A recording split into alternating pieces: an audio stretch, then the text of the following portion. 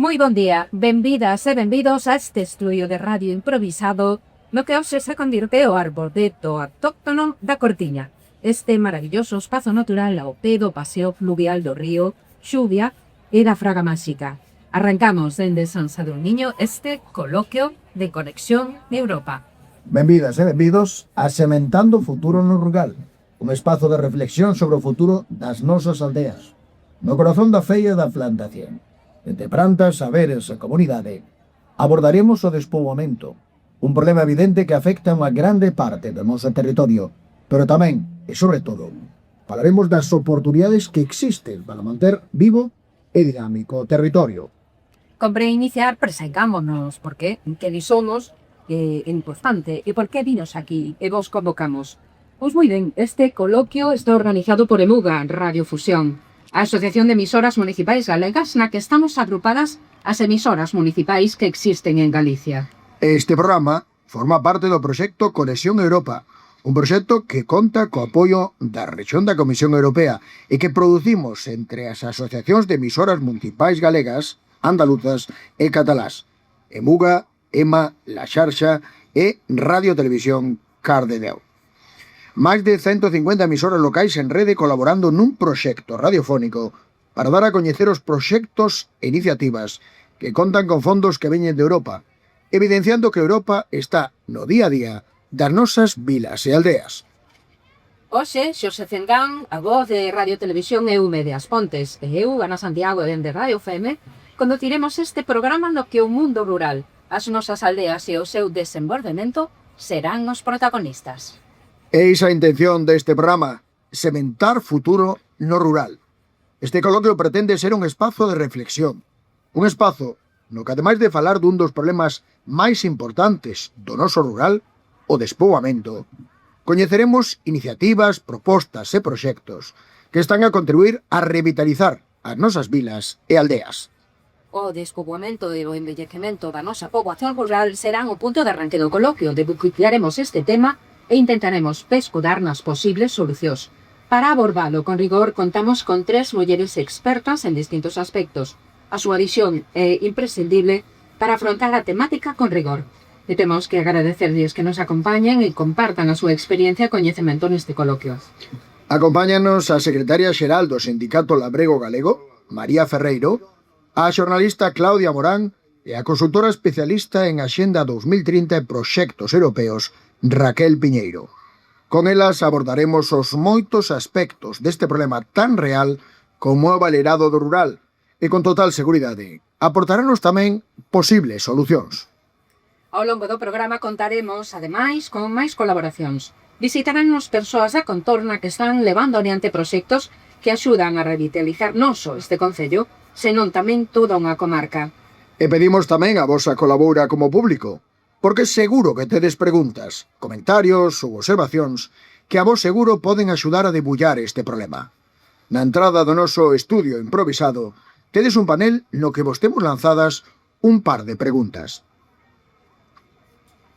Como observadores privilexiados, con certeza teredes opinión. Por eso, imos pedirvos que nos digades, se pode ser nunha palabra, que problemas credes que hai no rural e unha segunda chega para unha posible solución e nos digades que lle falta ao rural galego para atraer a xente nova. Unha colabora que, ademais, terá premio, porque as persoas que participedes e nos deixedes a vosa opinión, entraredes no sorteo dun lote de produtos de Apus Kenya, un incentivo máis que gorentoso. E feita esta presentación, compre empezar por recibir a representación municipal do Concello de San Sadurniño, a quen temos que agradecerlle por acollernos hoxe, por cedernos este espacio de comunicación.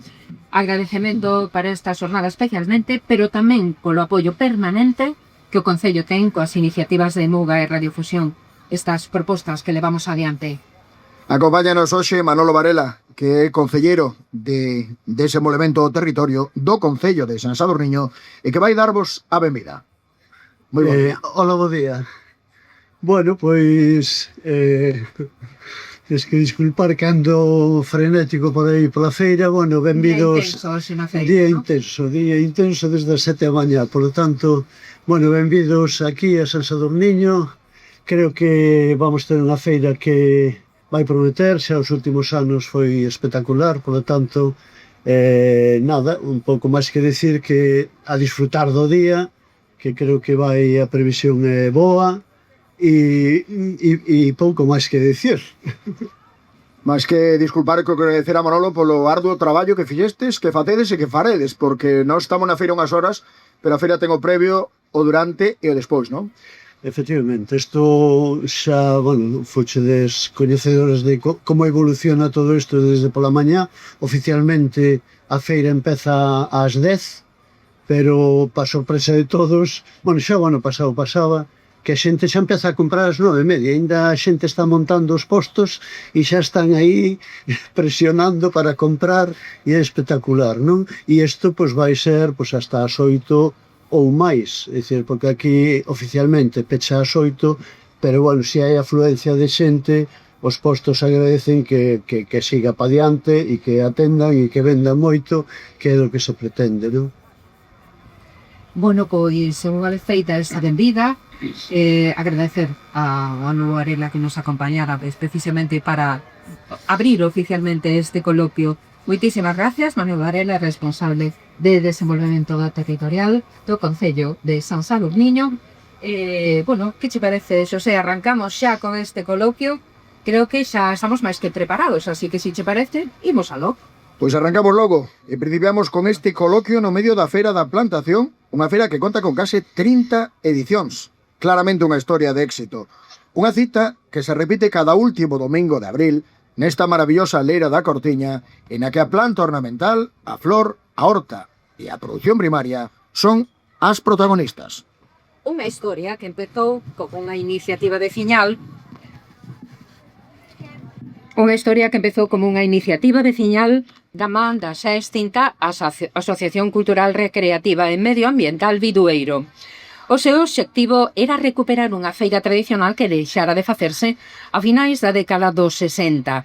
Despois de anos de desenvolver esta feira e despois de que Bidueiro desapareceu como asociación, o Concello fíxose cargo da organización deste evento.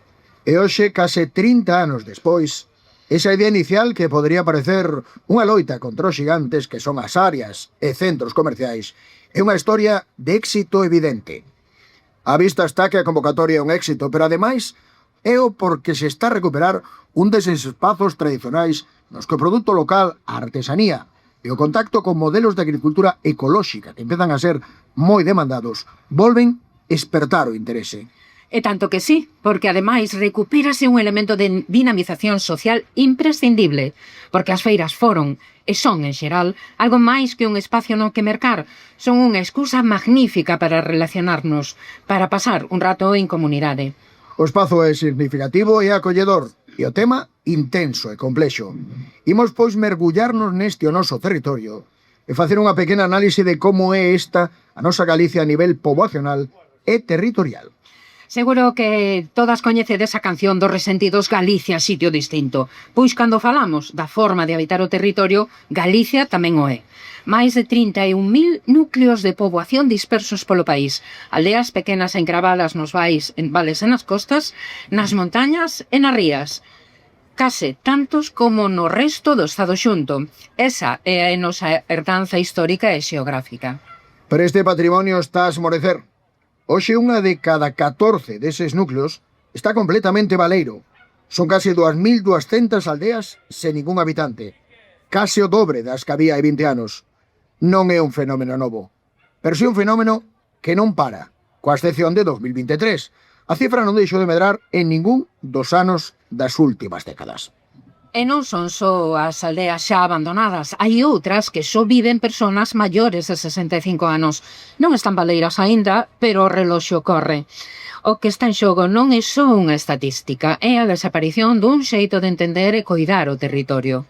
Falamos de comunidades que durante séculos traballaron a terra, xestionaron os montes e os ríos, e mantiveron vivo un espazo que hoxe, sen elas, queda a deriva. O despoboamento rural non é só unha emerxencia demográfica, é un reto que nos interpela a todos os gobernos, as institucións e a sociedade galega no seu conxunto. Por iso, hoxe estamos aquí. Estamos, como vos contábamos ao principio, moi ben acompañadas. Con nos está a secretaria xeral do Sindicato Labrego Galego, María Ferreiro, unha organización que leva décadas defendendo os dereitos das traballadoras e traballadores do campo e que coñece de preto as consecuencias do baleiramento do rural nas comunidades agrarias. Tamén nos acompaña a xornalista integrante do proxecto Habitar o Baleiro, Claudia Morán. Habitar o Baleiro é un proxecto xornalístico e documental multiplataforma que busca documentar, visibilizar e denunciar a situación do rural galego, especialmente nas provincias de Ourense e de Lugo. Un traballo que pon cara e relato a esa Galicia que se vai quedando sen xente, que nos obriga a mirar o que tantas veces preferimos non ver. E completa a mesa a experta en Axenda 2030 e concelleira no Concello de San Sadurniño, Raquel Piñeiro. Ela coñece en profundidade este marco global de desenvolvemento sostible das Nacións Unidas, que é a Axenda 2030, e que sitúa a cohesión territorial e a loita contra as desigualdades entre os seus obxectivos prioritarios. Benvidas ás tres e moitísimas grazas por estar aquí, en Conexión Europa. Pois imos logran, imos comezar por María, pero en calquera entre podedes intervir, evidentemente calquera das tres. O Sindicato Labrego Galego leva anos alertando sobre o despoboamento rural. Ti crees que a sociedade en xeral é consciente e que o baleiramento das aldeas non é só un fenómeno demográfico, sino tamén un problema estructural para o sector agrario galego? Bueno, pois efectivamente dentro da organización xa fomos pasando por, bueno, pois por moitos momentos e é certo que hai un punto donde, bueno, pois a xente migra do rural para as cidades, ¿no? Esa urbanización donde hai, pois eso, vilas e aldeas que van quedando baleiras. En principio, pois bueno, esa urbanización tamén en algúns momentos pois é, bueno, pois por unha búsqueda de traballo, por unha búsqueda de mellorar as súas condicións, no? Eso fai que moitas aldeas e vilas pois efectivamente queden despoboadas ou con pouca poboación ou con unha poboación envellecida. E eu creo que efectivamente agora mesmo estamos en un punto bueno, igual xa algo anterior no que efectivamente temos que reflexionar, ¿no? En que momento estamos, como queremos facer a nosa organización territorial, tendo en conta que Galiza é un pobo rural, é un pobo con aldeas e con vilas, como decíades inicialmente, e temos que reflexionar cara a que camiño queremos coller, porque podemos estar en algúns lugares xa en uns puntos de non retorno. Claudia, Habitar o Baleiro é un título que di moitísimo. Fálanos do proxecto, contanos un pouco en que consistiu e tamén que atopachedes cando comezachedes a percorrer esas aldeas case ou totalmente deshabitadas. Bueno, bos días, grazas a todos, que placer estar aquí inmenso nesta colectividade do rural e coas radios locais que sempre sodes super necesarias.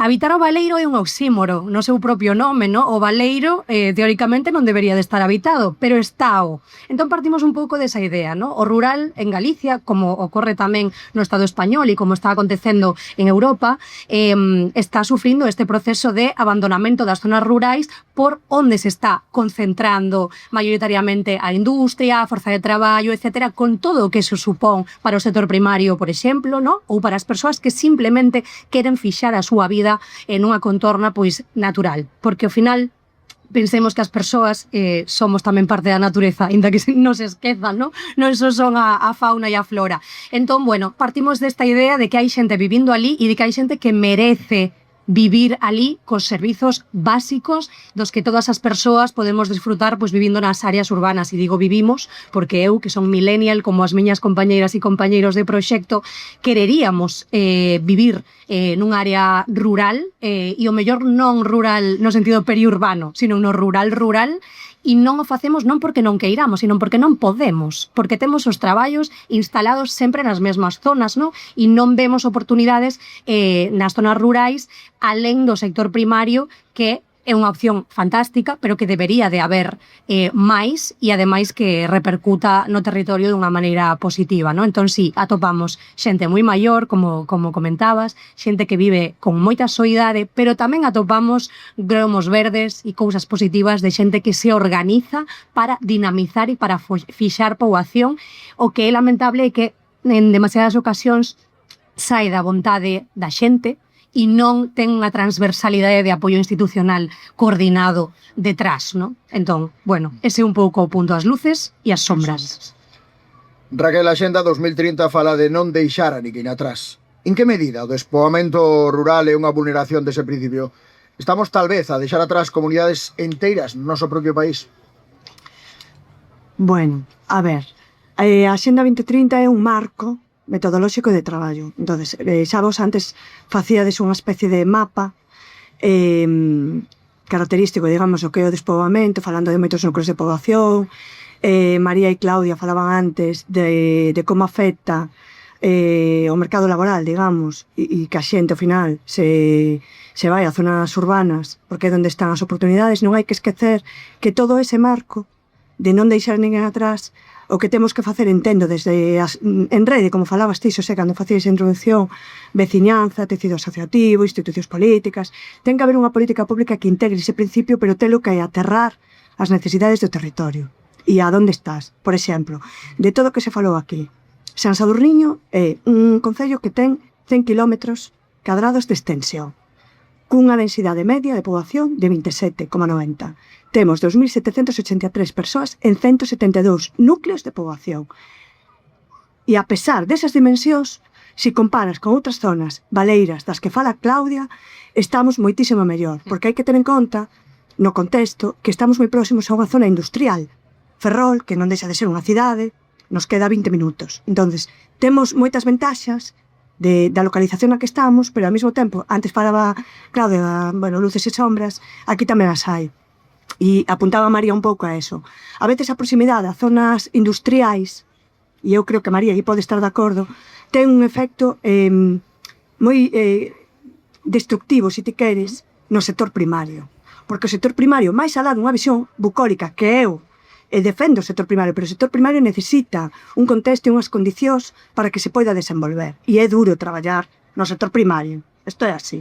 Entón, moita xente abandona, aquí pasou en San Sadurniño, moita xente en San Sadurniño se foi a Fene, a Neda, a Ferrol para traballar nos estaleiros. Por qué? Porque a veces o sector primario non pode competir coas condicións económicas. O problema de fondo é destos barros, estos lodos. Os sectores industriais cos que non se compiten condicións económicas son moito máis cortoplacistas. Entón, eso é o que temos que intentar, cando dis de non deixar ninguén atrás, o que hai é que toda esta argamasa, unificala e potenciar que o sector primario teña condicións dignas de traballo, que poida, de alguna forma, ser unha alternativa ao sector industrial. E para eso hai que poñer blanco sobre negro, e a xente ten que entender que no sector naval podes ter traballo de 10 anos, pero despois igual non.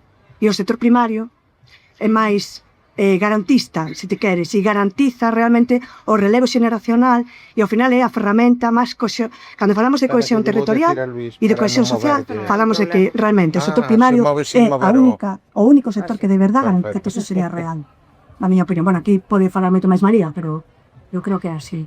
Xa van salindo cousas. Queres contestar? Sí, María, así que a cabeza. Efectivamente, quería, bueno, pues reafirmar xusto que estaba dicindo Raquel, que igual na introducción pues non incidín en elo. Efectivamente, para revitalizar o rural hai unha actividade entendida na súa globalidade a do sector primario, bandeiro, agrícola, en todos os termos, que ten que estar presente. Para nós non podemos falar de medio rural se non falamos pois da actividade do sector primario, e efectivamente para iso precisamos poder vivir dignamente do que facemos, con unhas condicións dignas, eso que levamos pois tanto tempo repetido de, bueno, pois dende prezos xustos, condicións dignas, traballo digno, bueno, que as nosas condicións nos permitan que tal, e para que todo iso se dea, bueno, hai moitos condicionantes, pero efectivamente, dende as políticas públicas, pois temos que ter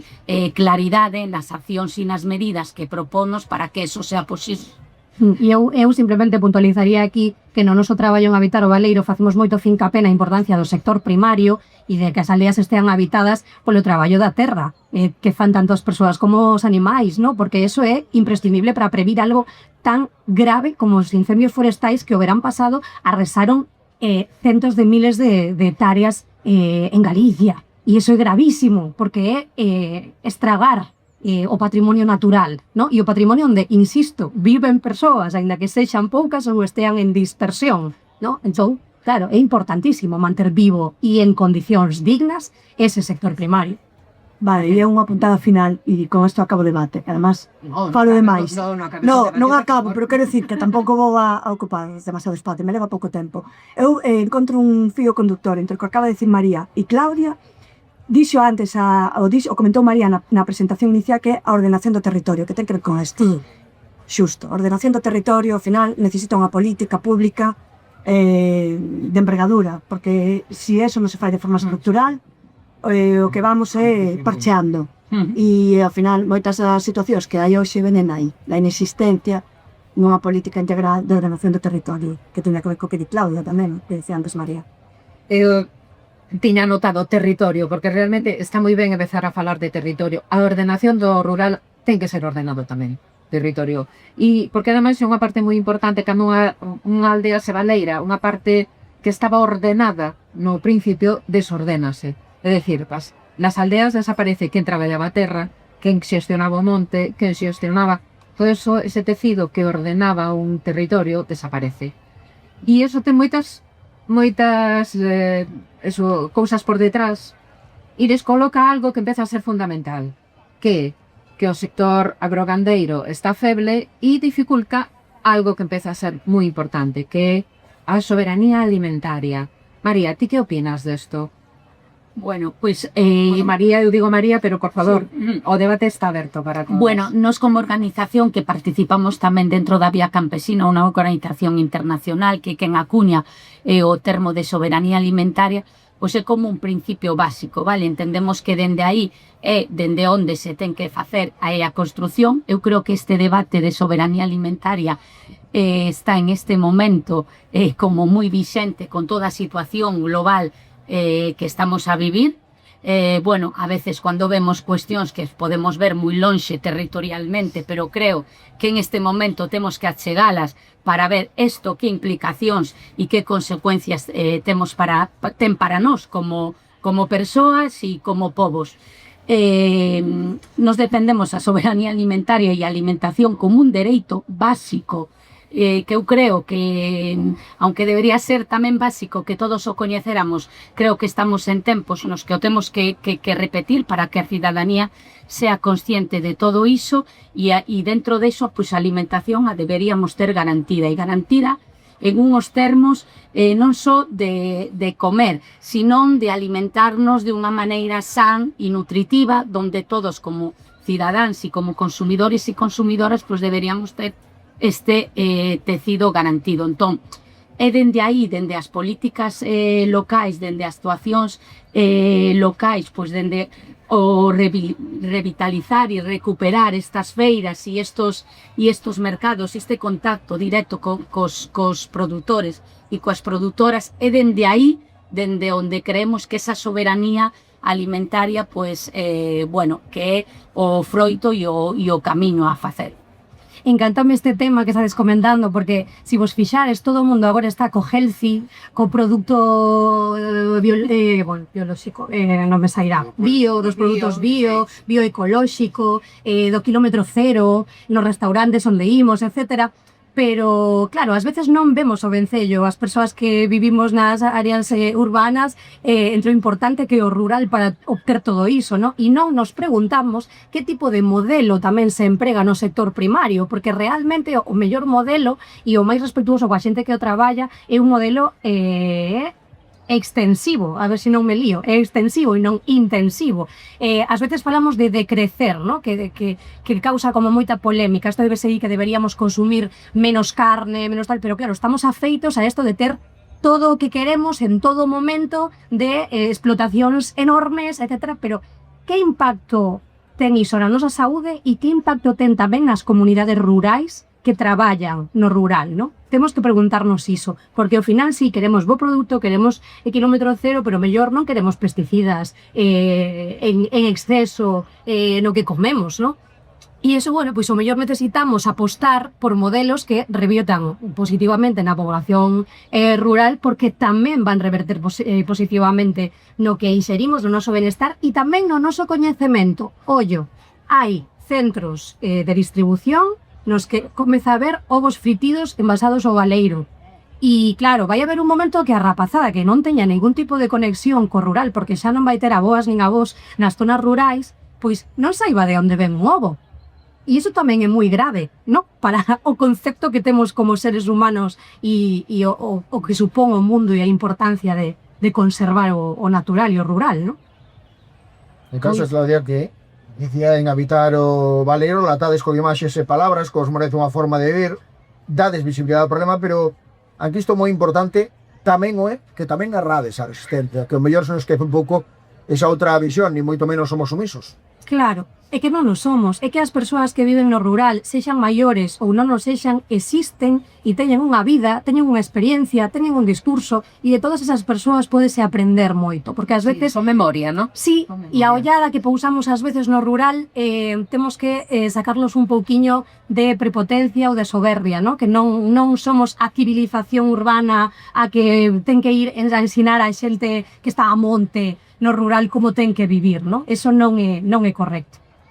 Raquel. Nada, en línea con isto que di Claudia, parece que o fixemos a propósito, non, isto non está pensado.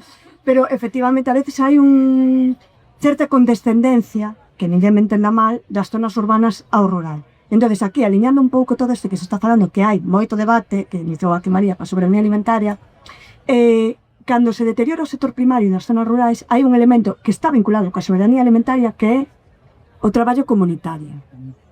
Desdibuxar a soberanía alimentaria do traballo comunitario é un erro, porque, basicamente, exemplo real, se tes terra, tes soberanía alimentaria. En principio, hoxe xa non é tan así, pero vamos a ver, se aprendemos a cultivar esa terra, e temos terra, temos soberanía alimentaria, máis ou menos no sentido de autoabastecemento, máis que outra cousa, ¿no? Pero autoabastecemento é unha forma de soberanía alimentaria.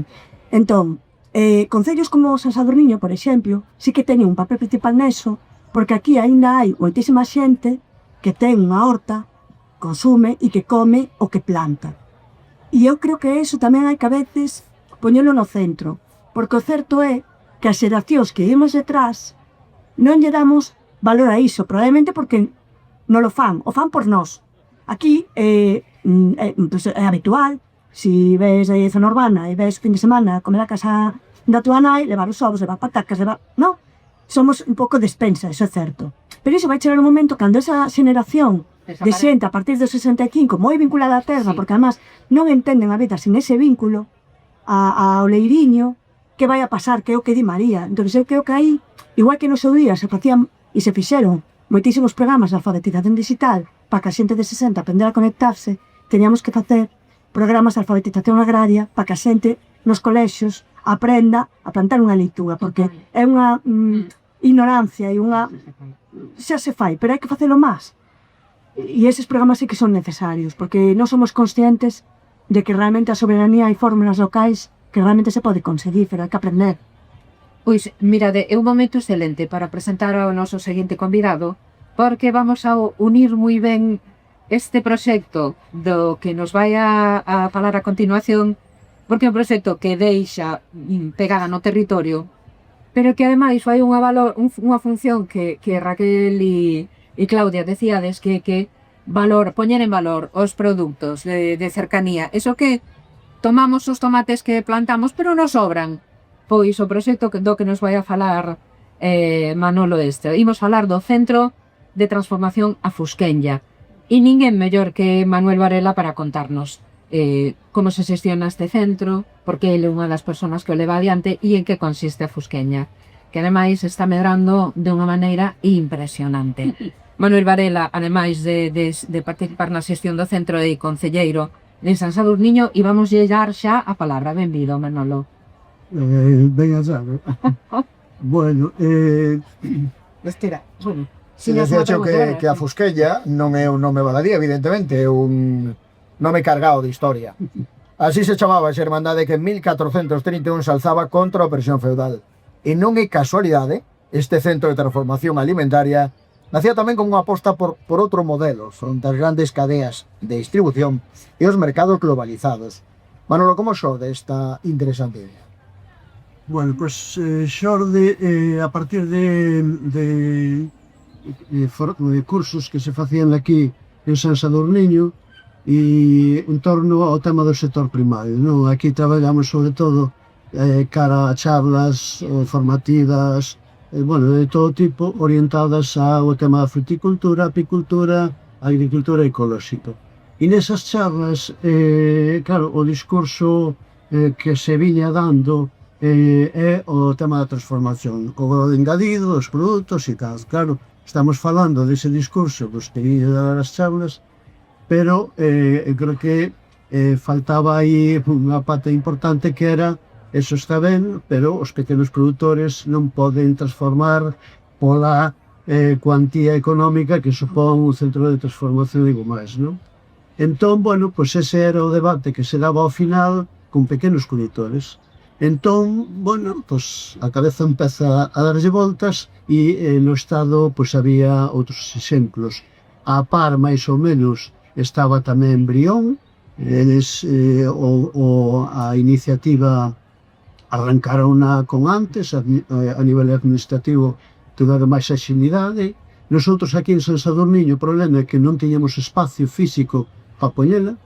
Falamos como Eche, sendo coñecedores que tiña ali cantidad de naves, e presentamos a idea e gustosamente pues, aceptaron. De feito está ubicada pues, nunha antigua nave que era de venta de queixos, non? No seu día estaban en desuso, xa unha edificación pues, nun estado bueno, pues, precario, non? Empezouse a bucear, buscar financiación, había fondos europeos para proxectos deste tipo. Realmente facíanos falta tamén, porque, bueno, as subvencións funcionan así, tantos máis, mellor e máis puntuación había, pois presentamos a proposta a parte de Moeche, inicialmente a Cerdillo e Valdoviño, que eran limítrofes, non? Tamén lles gustou a idea e sumamos a iniciativa pois a tirar de fondos os 4 concellos, non? E aparece así. Había 2 patas que era porque non eran compatibles na financiación e tiramos da Diputación para a infraestructura, porque había que o edificio darlle forma dun centro de transformación e despois fondos europeos para a maquinaria. E aí arrancamos, foi un pouco ese inicio. Un proxecto que en apariencia é sinxelo, se a poñer a disposición de pequenas explotacións ou particulares un espacio equipado, como ti decías, moi ben equipado e con garantías sanitarias, pois para facer conservas vegetais, mermeladas, zumes, produtos que seguramente acabarían perdéndose de outra maneira, non? E isto ten 2 patas moi interesantes. Unha, ponte de acordo as 7 administracións, sumando as colaboracións moitas máis, pero 7 concellos limítrofes que a veces eso podedes imaginar que non é fácil, e logo demais o compromiso da xente, porque para que participen teñen que formarse, teñen que ter un compromiso de cumprir medidas, co cual, como acertella todo isto, Manolo? Bueno, o de ampliar, inicialmente foron os 4 concellos, non? E é, pois basicamente, concello por concello, ir explicando esa proposta. Oye, que tedes veciños que están interesados en utilizar as instalacións, polo tanto, home, apoiado por Xoco, non?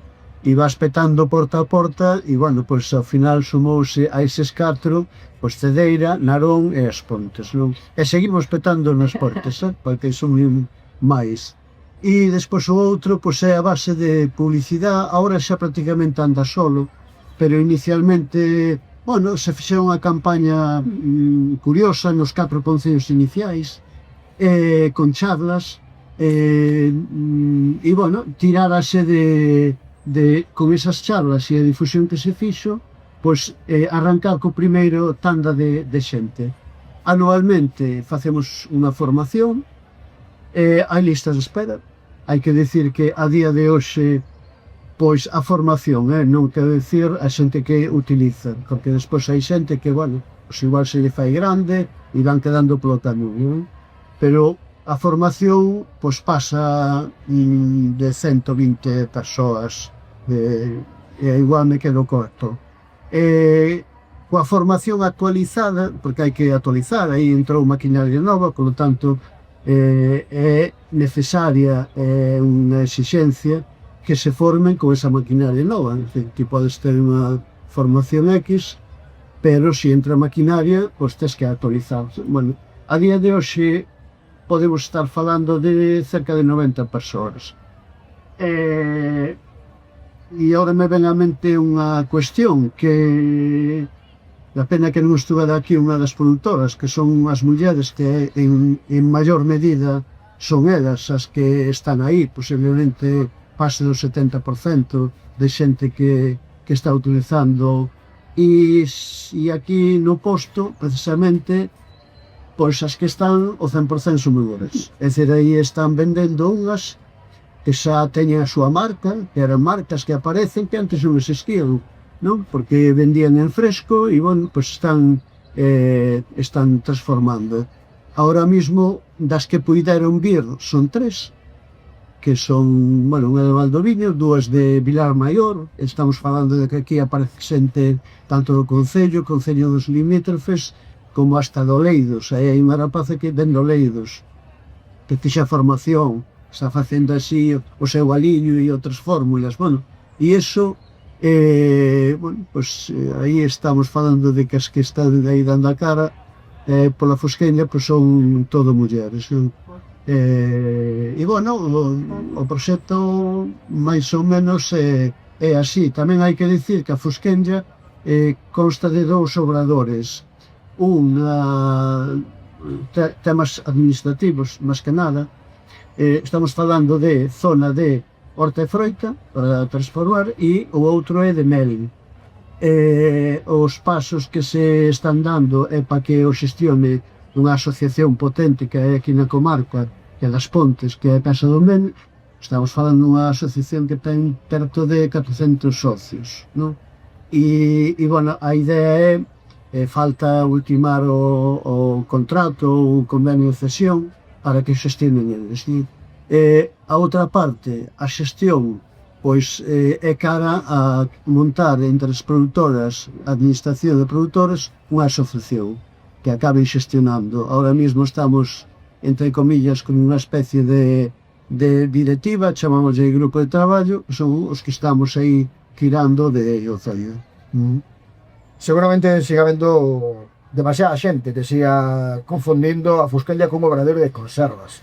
Non deixa de ser de algún xeito, pero tamén un espazo onde as persoas que producen no rural poden darlle unha segunda vida ás súas cocinas. En que medida o centro está a cambiar a relación das pequenas explotacións co propio recado? Bueno, estamos falando de que estamos introducindo produto pois que non existía, é dicir, aquí na comarca, non? De entrada, produto local, estamos falando, antes comentabas, tema do kilómetro cero e demais. Bueno, pois é unha maneira de, por un lado, aí hai 2 perfis, non? A xente que se mete a cara a comercializar, e hai outra xente que o utiliza simplemente para o seu consumo propio. Pero coa ventaxa de que agora a cantidade de produto que se perdía, pois se está utilizando, ainda que sea para consumo propio, é moi importante. Aí se fai dos produtos estrela é o zumo de mazá. Aquí estamos nunha comarca que é tremendamente productiva de mazá, que hai a toneladas que se perde o 90% que cae e se lle dá rendimento, ou se mal paga para que vai a Asturias ou País Vasco a 7 céntimos, cousas insultantes. Bueno, pois hai xente que empezou a facer o zume e di, pois moi ben, e están facendo cantidad de zume, ainda que sea na máis para uso propio, para familiares e co máis, non? E tamén para comercializar, por suposto. Hai eses 2 perfumes, non? E unha cousa que se detecta, que hai xente que agradece moito, é ese vivir en colectividade. É dicir, ao final forman grupos, entre eles que se coñecen porque fixeron a formación xuntos, pois é unha maneira de intercambiar coñecemento, como di alguna, que lo pasamos en grande, e encima sacamos un bon produto e bueno, pois se divirte, non? Entón, bueno, é un pouquillo, sí, pero bueno, cara a pregunta é introducir produtos que non existían, basicamente, que quedaban na casa porque o facía moi ben, pero que era para a súa... Ahora está comercializándose. Pois moitas grazas, Manolo, Manuel Varela, por presentarnos un proxecto tan interesante. Incidiches moito na verba formación e víamos que é importante tamén a de información, que a xente coñeza o que facedes. Demostrades así que apostar polo rural non é nostalgia, é economía real e territorio real. Bueno, non sei as nosas expertas, que vos parece esta experiencia? As administracións locais poñendo en marcha un proxecto para apoiar pequenas iniciativas e o que decía Raquel, creando comunidade e traballo colectivo. Que interesante todo isto, verdad? Sí. Bueno, a mí Foscaña é un proxecto que me parece un exemplo do que se pode facer no rural cando se aposta, cando tes unha persoa, cando hai xente que cree nese proxecto e que o quere poñer en marcha. Poñer de acordo a 7 concellos ten moito mérito, pero eu me quedaría ca parte de mulleres, porque a maioría son mulleres, efectivamente, hai a parte de autoconsumo e despois temos a parte de empresas que xa venden. Pero en todo caso hai unha cousa que moitas veces nosa terra, cando se fala da Busqueña, é un proxecto moi completo, porque aí hai un componente de digitalización. Temos que ter un calendario compartido para que non se solapen. Aí hai un análisis de puntos críticos, hai unha trazabilidade sanitaria, o sea, hai unha especialización que teñen que facer tanto as persoas que van para o autoconsumo como as que comercializan. Entón, é verdad que se fai rede e además se aprende en conxunto, porque de feito, cando a veces se fan encontros e exposicións, as mulleres que fan autoconsumo traen o que elaboran. E non é a primeira vez que algunha das empresas que está vendendo, digamos, utiliza como, como se di, como, bueno, como exemplo, ese saber das mulleres que fan autoconsumo. Entón, é como un exemplo real de rede a nivel sector primario, que difícil que é, que falábamos antes, de dotar de ferramentas reais, e a Foscaña é unha delas. Para min é un claro exemplo de como dende as políticas públicas, de como dende o rural, non se pode construir a alternativa. Hai varios aspectos que foi comentando Manolo. Por unha parte, para nós como organización está sempre, bueno, pois esa loita do que nos chamamos normativa hixiénico-sanitaria, non? Todo relacionado coa transformación. Hai unha serie de normativas que moitas veces pois para os produtores, porque están pensadas para as gran industria, non? É sempre ese dilema, non?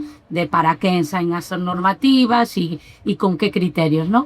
Entón, bueno, pois coller un exemplo e un modelo disto, non? Que efectivamente adapte a economía local, eso xa é, bueno, pois como fundamental, non? Como podemos facer dende o local pois unha maneira de transformar, de dar valor engadido ao que facemos, pois sexan os nosos excedentes ou sexa para facer comercialización, eso é fundamental. Despois está un segundo tema que é o investimento, non? Como moitas veces o investimento, o emprazamento de todo este tipo de proxectos, pois se non é dende un ámbito comunitario, pois non podemos levar a cabo, non? E ademais, bueno, pois a veces tamén a reflexión que nos debemos facer se ata, ainda que poidamos, ten sentido, non? Que a nivel individual pois se fagan certos proxectos. Despois, bueno, o dixo Manolo e o comentou Raquel, efectivamente, tamén está moi ligado ao xénero. Inicialmente, bueno, quen facemos transformación ou quen facemos maioritariamente pois transformación nas casas, quen conservamos todos esos saberes de que transformamos, porque eran os nosos excedentes, era a nosa alimentación da nosa familia, da nosa comunidade, dos nosos veciños, pois maioritariamente somos mulleres, a conservación das sementes. Bueno, ten un montón de temáticas relacionadas que, bueno, eso, volvo a decir, é un claro exemplo como dende a política local se poden facer alternativas que efectivamente dean valor, dean dignificación, dean conservación dos nosos saberes, do que fixemos tradicionalmente, e este pois é un claro exemplo. A min gustaríame, pois sí, subliñar aínda máis o que din as compañeiras e sí, ese papel do xénero e que parece que está como moi manido, que estamos falando moito da igualdade, pero é que realmente as mulleres sempre estiveron aí, turrando do rural, das casas, cando os homes emigraban, ás veces nunca volvían, e elas traballando na casa, traballando na terra, etc. Pois hoxe en día tampouco é de extrañar que as mulleres estexan ao pé do canón cando se trata de loitar contra o despoboamento do rural dende logo, pero a favor da dinamización e de fixar a poboación e de ter traballo e de ter todo, non? Porque non sei cantas veces lo que levamos de programa saiu a palabra comunidade, a palabra colectividade. É fundamental isto no rural e é fundamental precisamente a figura das mulleres aí, e non é casualidade, que sempre estiveron as mulleres unindo as pezas que nos fan como sociedade, non só dende o traballo, da economía, tamén dende os afectos. Por que non? Por que non incluímos como afecto a terra, a pertenza, poder quedar no lugar, non? E non dende unha perspectiva romantizada, Aquí estamos lo vendo, estáse dinamizando todo, estánse facendo cousas, estáse recuperando e que se produce para que non se tire. E iso é importantísimo. E, por suposto, o que comentabades, o sea, ten que haber asociacionismo ou colaboración institucional entre concellos, pero tamén dende arriba, ¿no? Teñen que recibir apoio de grandes fondos europeos, grandes fondos estatais. O que pasa é que ás veces, polo traballo que estamos facendo de campo, sí que vemos que os concellos reman un pouco sós, porque hai proxectos máis grandes que lles veñen dados, en lugar de escoitar as comunidades propias, os concellos propios, as asociacións veciñais, que son quen realmente coñecen o terreo, ¿no? Son con realmente saben o que teñen, o que se produce, o que se produciu, o que se deixou de producir e as posibilidades que habería de recuperar, ¿no? Entón, esa transversalidade ten que estar aí, pero igual debería ir de abaixo cara arriba, ¿no? Bueno, nada, 5 minutos a máis. Con isto aquí de Claudia. As ferramentas de financiación non están pensadas para a Fusquelia, é o que dicía María. Están pensadas para as grandes estruturas. E ese sí que é un problema, porque os concellos poden facer rede, como é o casa, que é xente concellos de colores diferentes que se poñen de acordo. Pero cando vas a entidade supra, ou incluso a propia Xunta de Galiza, pois non tes financiación, porque a financiación é para a gran industria. Entón, aí é verdad que ten que haber un cambio de filosofía no que é a política pública. O sea, o Pacto Rural, que é unha ferramenta que existe na Unión Europea, super descoñecida, teria que estar dotada de ferramentas financeiras específicas para, digamos, alimentar estes proxectos do rural, para facelos económicamente sostibles e viables, porque o certo é que moitos proxectos, se non é polo apoio financeiro de determinadas ferramentas de financiación, non existirían, pero pasa con todo, co Fondo Social Europeo, ca política agraria común. Entón, eso ten que adaptarse a novas ferramentas de comercialización se realmente queremos ese cambio. E eso non está. Na día de hoxe non existe, é unha batalla de momento perdida, porque non existe, ainda que ti o necesitas, o reclamas, non tes a onde ir, ou te quedas fora porque non pasas a concorrencia, por exemplo. Entón, bueno, aí é curioso.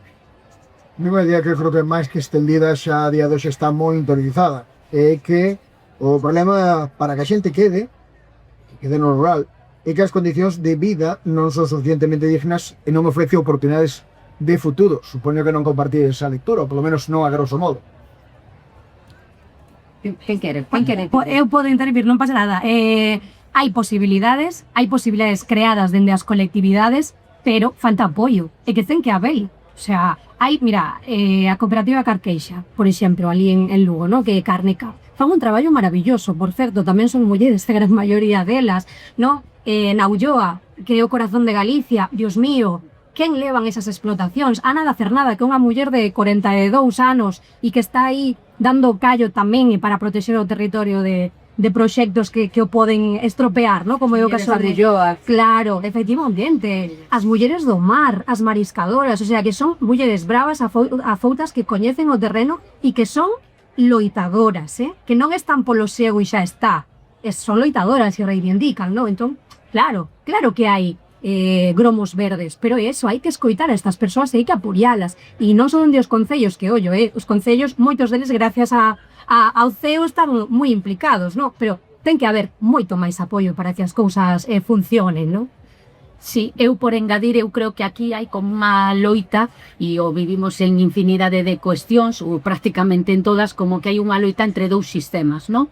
Un sistema, pois o que hoxe estamos reivindicando dende aquí, e que esta feira é un exemplo, máis dende o local, máis cercano, máis con todos esos termos cos que aquí nos identificamos e que van ligados a soberanía alimentaria, e outro modelo pois máis orientado a grandes producións, a exportación, tal. Entón, temos un grave problema, e é que a maioría das políticas, ou o fondo dos políticas, van cara a outro modelo, e aí as dificultades que temos tamén como sector, incluso de levar a cabo os nosos proxectos, non? Como bueno, pois como temos que ter unha teima constante para podelo sacar a flote, pois por exemplo, a política agraria comunitaria, que é un gran marco de política europea, o que a quen dá os seus fondos maioritariamente van ligados á superficie. Entón, a quen máis superficie teña,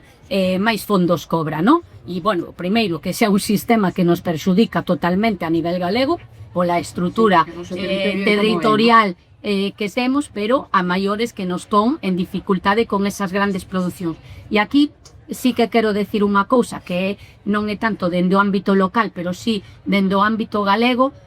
Vimos de ver como, dende, en este caso, dende a Xunta de Galicia, dende a Consellería de Medio Rural, no ano 2025 había 380 proxectos de incorporación á actividade agraria, coa situación que estamos a vivir, que de cada 7 persoas de 10 que teñen proxectos labregos teñen máis de 55 anos de idade. Bueno, pois 380 proxectos de incorporación á actividade agraria no ano 2025 non foron aprobados, non foron contestados, e os pasaron para a convocatoria do 26. Tamén quería decir, denunciar isto en este marco, porque non é unha política municipal, pero sí que é unha política de ámbito galego, algo que para nós, vamos, baixo de ningún concepto, 380 mozos que queren dar o paso a incorporarse á actividade gandeira, labrega, de cualquera produción, bueno, pois deberían ter a súa axuda garantizada. Sí, eu aquí estou totalmente de acordo que di María, creo que hai que falar máis deso. O colectivo se construye a partir do individual. Entón, non é tan fácil atopar xente moza que queira facer unha explotación, porque é un traballo duro, certo é que é así, e te ten que gustar, en parte, de un medio de vida moi que se pode dignificar moitísimo, pero tens que ter ese vínculo e te ten que gustar, non? Entón, Porque de partida é duro. é duro, sí. A veces tamén se fai unha visión como moi bucólica, Moi romantizada. hai unha visión moi romantizada, moi traballar no campo e no sector primario é duro. É verdad que hai xente que está pola labor, xente moza, pero claro, se tes xente mozo pola labor que presenta un proxecto e a deixas fora, é bastante contra a natura, e iso sí que é unha cuestión de política pública. Non pode pasar que teña xente moza disposta a retomar unha explotación e os deixes fora. Porque claro, que é o sistema? Pois o sistema somos todas. O sistema é a política pública, é esa persona que quere emprender, é a persona que está detrás. Entón aí hai que facer unir e fiar todo eso, porque se eso non está, mal. Porque eu podo apostar por autoconsumo. A mí, te preguntades, como ves? Eu creo que decidir ou estar no rural é unha cuestión de estar no mundo e é unha cuestión de filosofía de vida tamén. Hai xente que se vive de outra forma e que aposta por eso, non? Para mí o medio é moi importante que os meus teñen os nenos, que os meus nenos traten as patacas todos os anos con miña nai como meu pai, que dentro de 2 días non estarán, e a mí eso me parece moi relevante. Haberá outra xente que non, pero o rural non vai vivir solo de esas cousiñas identitarias que a nivel individual nos interesan. Entendes? Aí ten que haber unha política integral, é o que lle María, que non podes ir xa fora. Cantas? 380 expedientes de incorporación. 380, que é unha... que eso non pode pasar. É algo inédito, algo que nunca pasara. Claro, que non pode ser, eso hai que denunciarlo, porque é verdade, moi ben, María, que non pode pasar. Que esa xente queda fora. E despois estamos dicindo que o sector primario non se move, non? Claro, e se deixas a xente que quere emprender detrás, pois non deixar ninguén atrás. Pois empecemos por aí, que falaba antes Xosé, como se fai? Pois dicíndolle a Xunta de Galicia que non deixe fora esa xente, por exemplo. Claro. E ás veces é que de verdad é imposible non falar de política, non? Ou de políticas ou de modelos, porque todo está aí. Todo está nos modelos, porque de verdade que hai vontade da xente de facer moitas cousas, hai xente con ideas maravillosas de futuro, sustentables, que a Unión Europea, vamos, e que se porían de pé farían a ola. Pero ten que haber ese apoio, ten que haber esa escoita activa e ese ir ver a xente nas aldeas e non só cando toca votar, sino o día a día da xente, non? Vamos a aproveitar este momento para coñecer outro proxecto, outra visión, precisamente de como o propio rural se autofornece a sí mesmo. Antes falábamos, pois eso, de patrimonio, de sustentabilidade alimentaria, de soberanía. Galicia ten, per se, un patrimonio alimentario enorme, variedades de froita, autóctona, hortalizas, moitas en desaparición, técnicas de conservación, acabamos de ver que dá para facer un proxecto valiosísimo. Eso, as xeracións que veñen por detrás. Moitas cousas poden perderse. O despoboamento tamén ten ese factor, de desaparición de mitísimas cousas. E bueno, acaba de achegarse a noso estudio improvisado unha muller que sabe moi ben do que estamos a falar. Sí, porque se suma a nosa mesa a secretaria da Asociación Galega de Froita Autóctona do Eume, Pilar Pouso. Coa Emida Pilar, grazas por achegarte. A Asociación Galega de Froita Autóctona do Eume nacía en 2008 dun grupo de amigos que tiña unha afección común, a froita tradicional galega.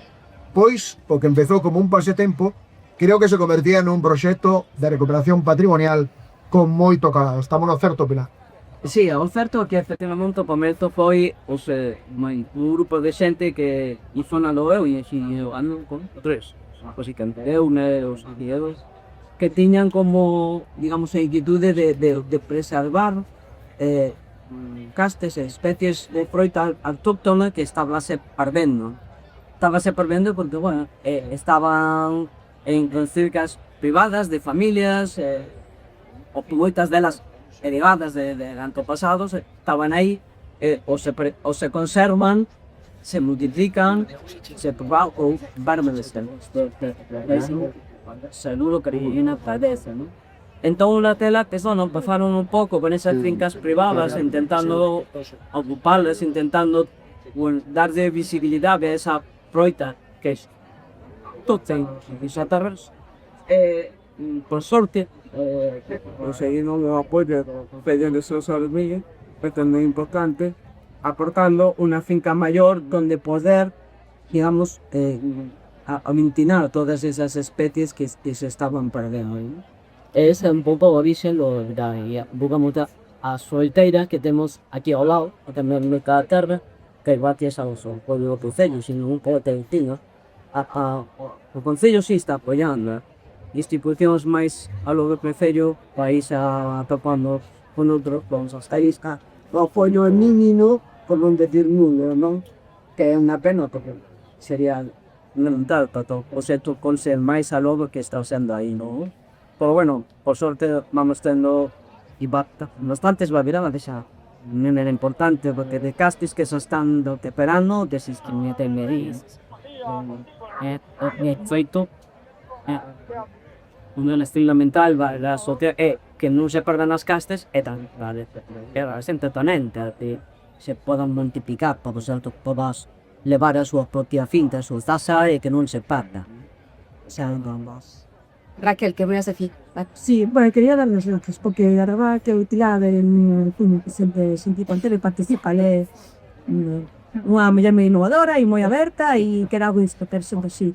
Pero antes que paramos, da importancia de individuar a colectividade, se non houver unha iniciativa veciñal e cidadá que aposta para eso, pois o mellor o Concello solo non lidera eso, porque estamos a metes cousas e non se tente tamén ter xente no territorio que é visionade, como neste caso Feria Medias, que se avecina, tocan rede e que teñen unha asociación que teñen claro que queren conseguir, ao final é cando son proxectos que non. Me diga que esa sempre que ten, sempre.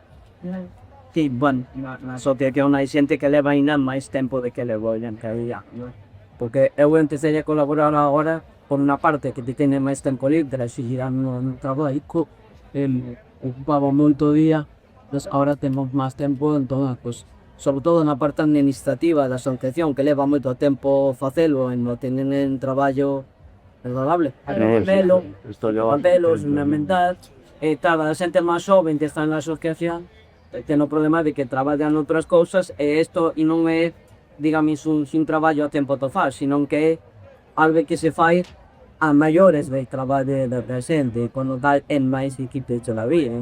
Entón, bueno, eso é mes, o xente botín, xa que agora temos máis que el tornillo, e como eu, vamos botar na man para que estos non se perda e se pode ser por outro lado, pero menos que siga chegando canta máis xente se non posible.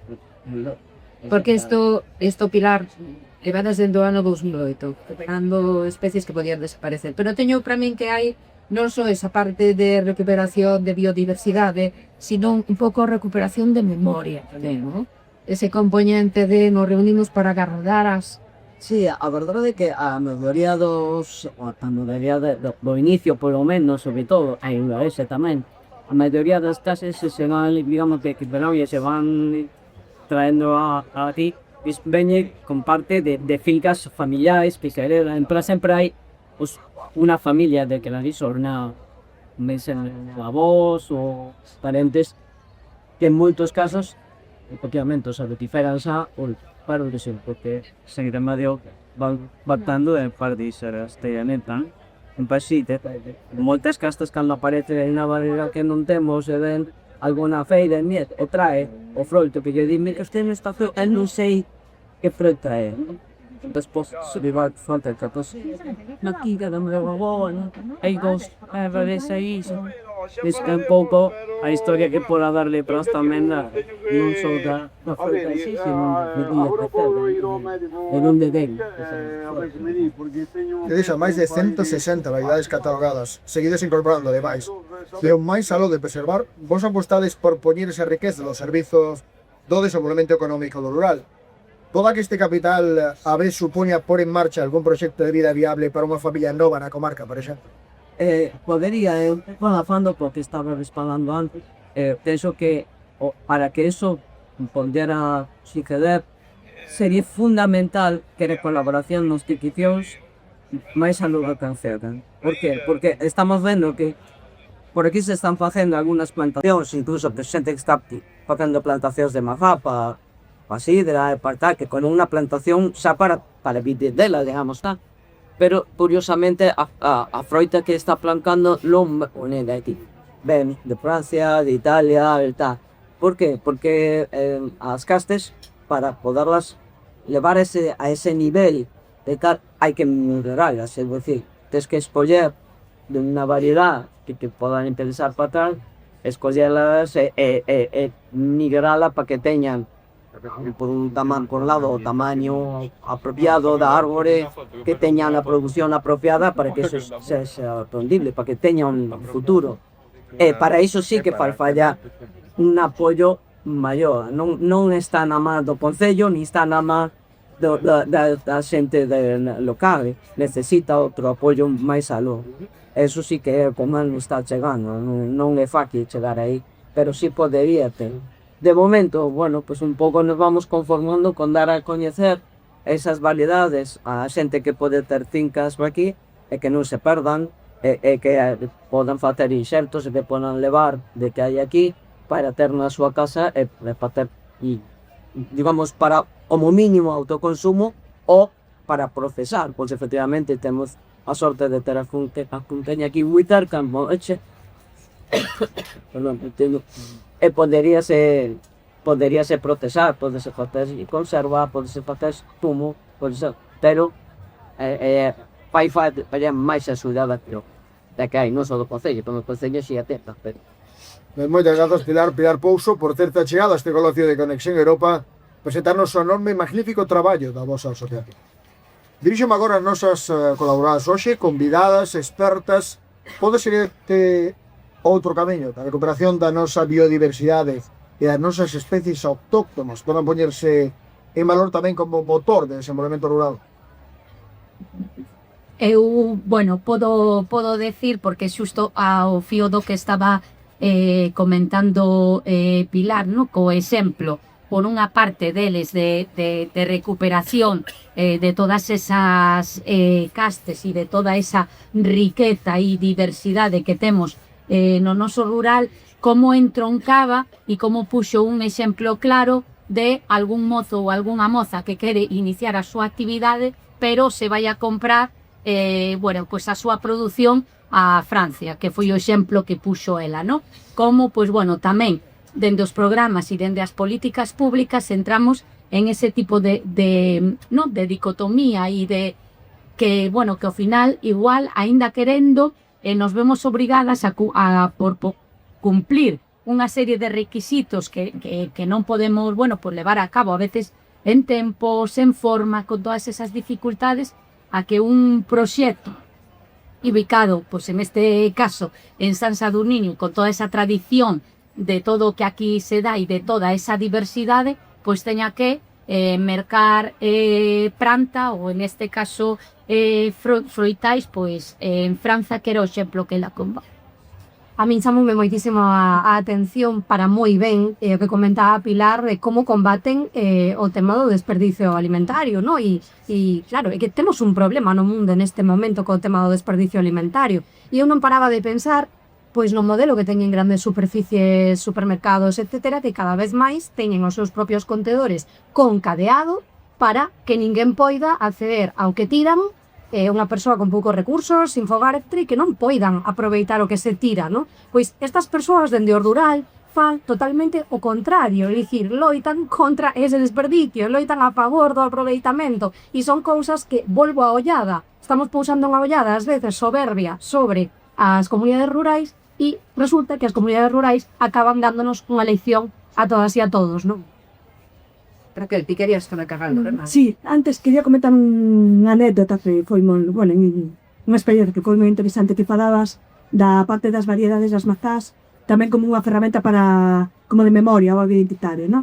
E dicía Pilar que eran, bueno, realmente tamén, a xente eran variedades que tiñan as hortas moi vinculadas a, bueno, que se proceden pastel de mazá, un cime.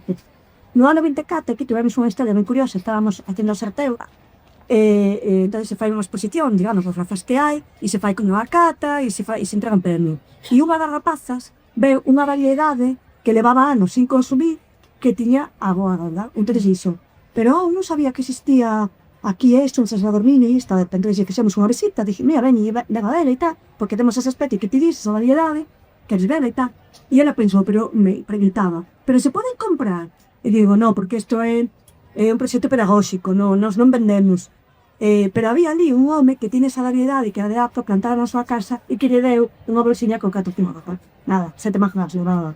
Claro, esa rapaza dicía que agradecida vou hoxe porque levaba anos sin recordar ese sabor. Entón, claro, eso sí que é importante, algo que te traslada a ese mundo, entón ten esa parte, non máis identitaria, se ti queres. E despois, en relación ao que se comentaba antes, pues decía Pilar, e falando María, da política pública, que o Concello non pode cambiar esa realidade, pero nós aquí, por exemplo, desde o ano pasado, pues temos unha subvención que é para fronteiras, única e exclusivamente, porque, claro, non se trata solo de apoiar a persoas que queren, bueno, empezar con plantel e que no futuro poden ter a mellor unha comunidade, por aí, non é solo eso.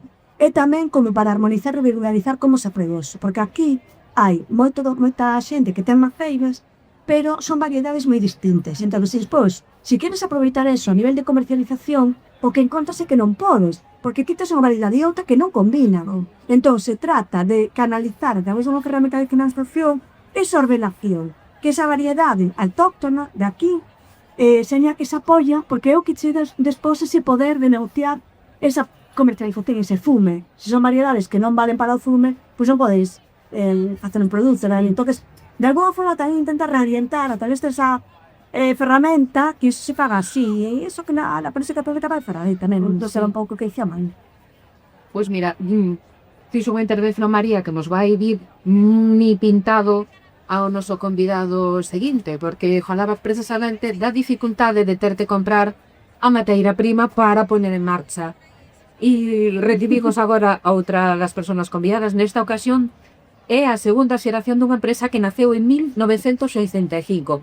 Naceu en Valdoviño, pero nada xa se cambiaron para Santa Mariña do Monte, aquí el San Aluminio.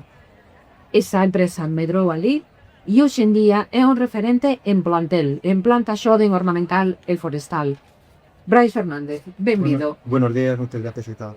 Brais, ven presentaros hoxe Vivergal. Pagamos un pouco de memoria deste proxecto. Un proxecto que iniciaron teus pais e do que ti agora estás a coller o relevo. Exactamente, como vosotros mismos estáis dicindo, en 1985, meus pais empezaron, bueno, meus abuelos tiñan un bar, na parte de atrás, meus pais fixeron un pequeno viveiro no que se dedicaban a facer hortaliza, verdura, toda esta planta. Despois dos 4 ou 5 anos pasaron a facer flor cortada, que foi onde se iniciou o traballo coa flor ornamental. Aos 5 anos mudámonos a este concello, que estamos moi agradecidos, por certo, con todas as axudas que nos proporcionan. E empezamos a facer empezouse a facer planta terminal. No ano 1991 deron un salto e empezamos a facer, bueno, empezaron porque eu ainda non estaba, a facer planta xove.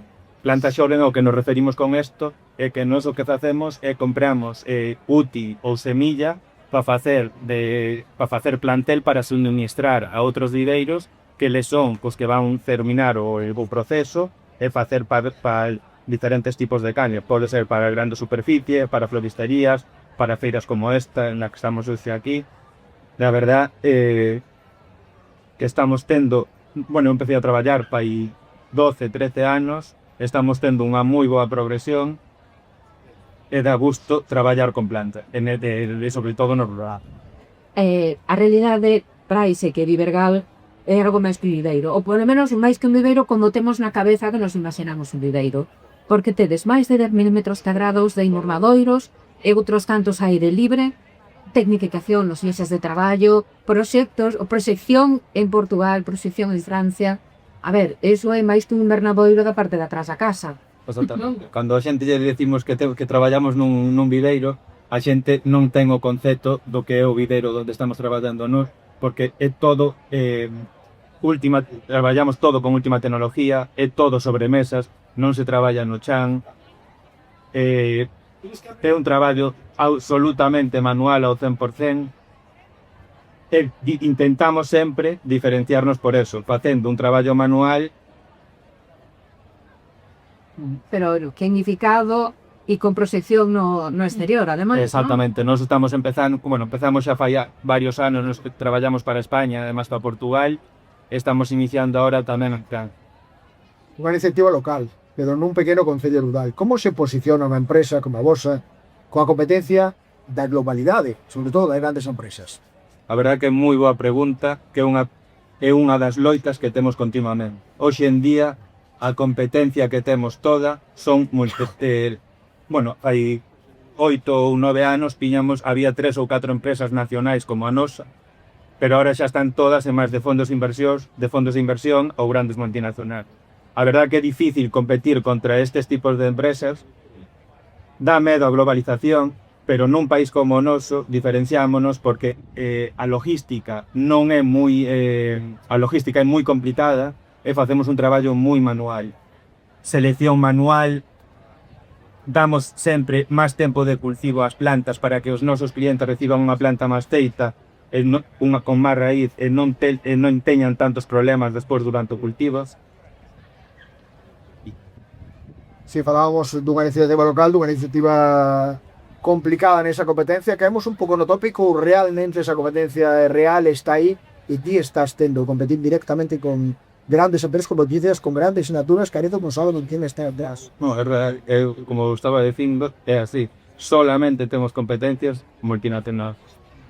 É difícil ás veces competir con eles con prezo, porque axustan moitísimos precios e fan en moitos casos incluso por debaixo xogan con moita ventaxas, pero eles teñen un problema coa logística. En España estáse facendo moita produción de planta ornamental, sobre todo en Andalucía, que é onde máis estamos vendendo, e o problema principal que eles teñen é a logística, é que envían unha planta moito máis tierna, con menos semanas, nos damos 2 ou 3 semanas máis para endurecer máis a planta, e que a planta despois teña mellor resultado cando o cliente noso tan de almacén.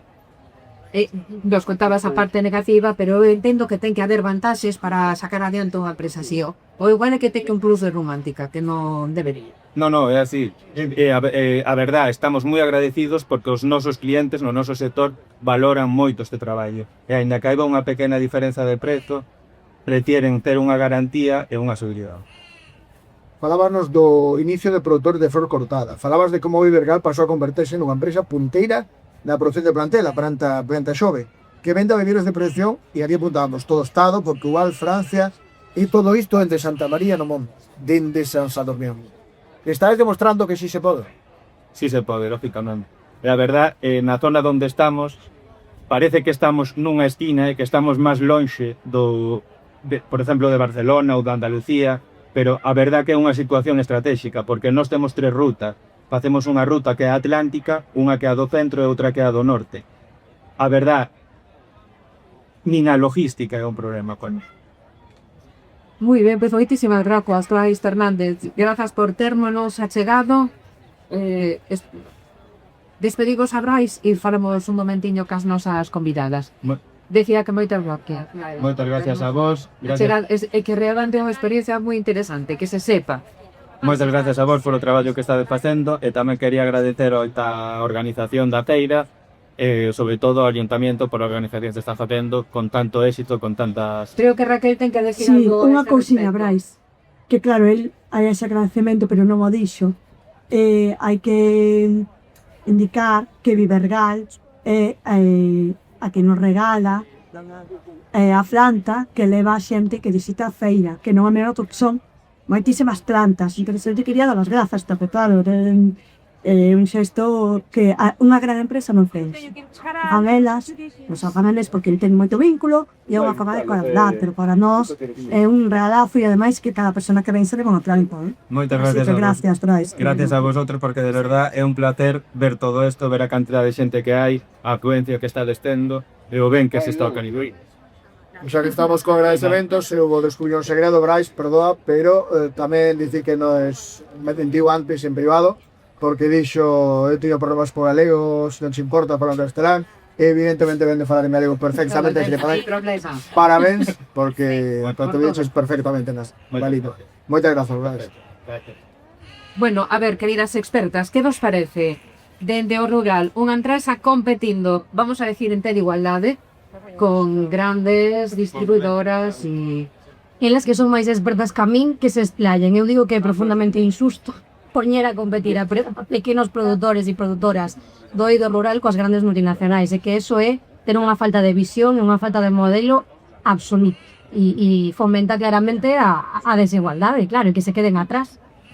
Bueno, para min tamén o que nos acaba de contar Brais é un claro exemplo, ¿no? Como eles, bueno, pues tuveron que adaptarse, ¿no? En toda esa competencia e entón como incrementaban, ¿no? Os días que eles tiñan as plantas para poder competir, ¿no? Tanto el produto como tamén co tema logístico. Entón, bueno, como a veces, ¿no?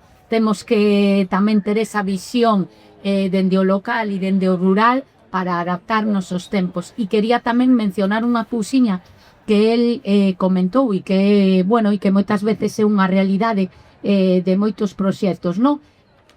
Como temos que redescubrirnos ou inventarnos e ver como facemos, porque a veces, bueno, pues temos, efectivamente, él lo comentaba, como había moitas empresas ou incluso chegou a afirmar que a maioría dos viveiros, no, que camiñaban cara esa, bueno, que estaban en maus de multinacionais e incluso chegou a falar de fondos de inversión, no? Esta é unha realidade que tamén estamos vivindo. El falaba pois dos viveiros tamén no tema dos produtos, bueno, para nós labregos, pero como moitas veces estamos vendo como fondos de inversión igual non é tanto a nosa realidade galega, pero sí, por exemplo, no ámbito estatal ou no ámbito europeo, no sur do Estado español, pois non é tan, xa é unha realidade, non? Como fondos de investimento, bueno, pois ao final se fan coa terra, se fan coas producións para despois, bueno, facer esa competencia que para non ser desleal cos proxectos ubicados no territorio. Temos agora unha nova presenza, desta vez falamos de unha presenza que non me tarda que nós vimos de decir de primeira man como un viveiro de planta ornamental e forestal está a converter o territorio nun motor de vida. Raigames que se afunden na terra galega a facer medrar algo máis que plantas, oportunidades, emprego e futuro rural. Pero seguimos, Ana. E se hai algo que tamén arraiga a fondo nesta terra é a xeoloxía que a sostenga. Moi ben tirado todo isto, porque fixadevos miles de millóns de anos de historia escrita en pedra, en acancelados, en vals tallados polo tempo. E temos un exemplo clarísimo desto. Felipe, o Xeoparque Cabo Ortegal, certificado para a UNESCO, que non é só o recoñecemento a paisaxe, esta certificación da UNESCO, é o recoñecemento a un proxecto vivo de desenvolvemento local ancorado no que hai de máis auténtico neste territorio. Imos coñecer agora este Xeoparque Cabo Ortegal. Foi a presidenta do Consello de Dirección do Parque de Beatriz Poi, que ademais é a alcaldesa do Concello de Moache. Benvida, Beatriz. Beatriz, seguramente moita xente non sabe o que é o Xeoparque certificado polo UNESCO. É moito máis que un recoñecemento científico. Que impacto real ten na vida económica e social das comunidades que viven dentro?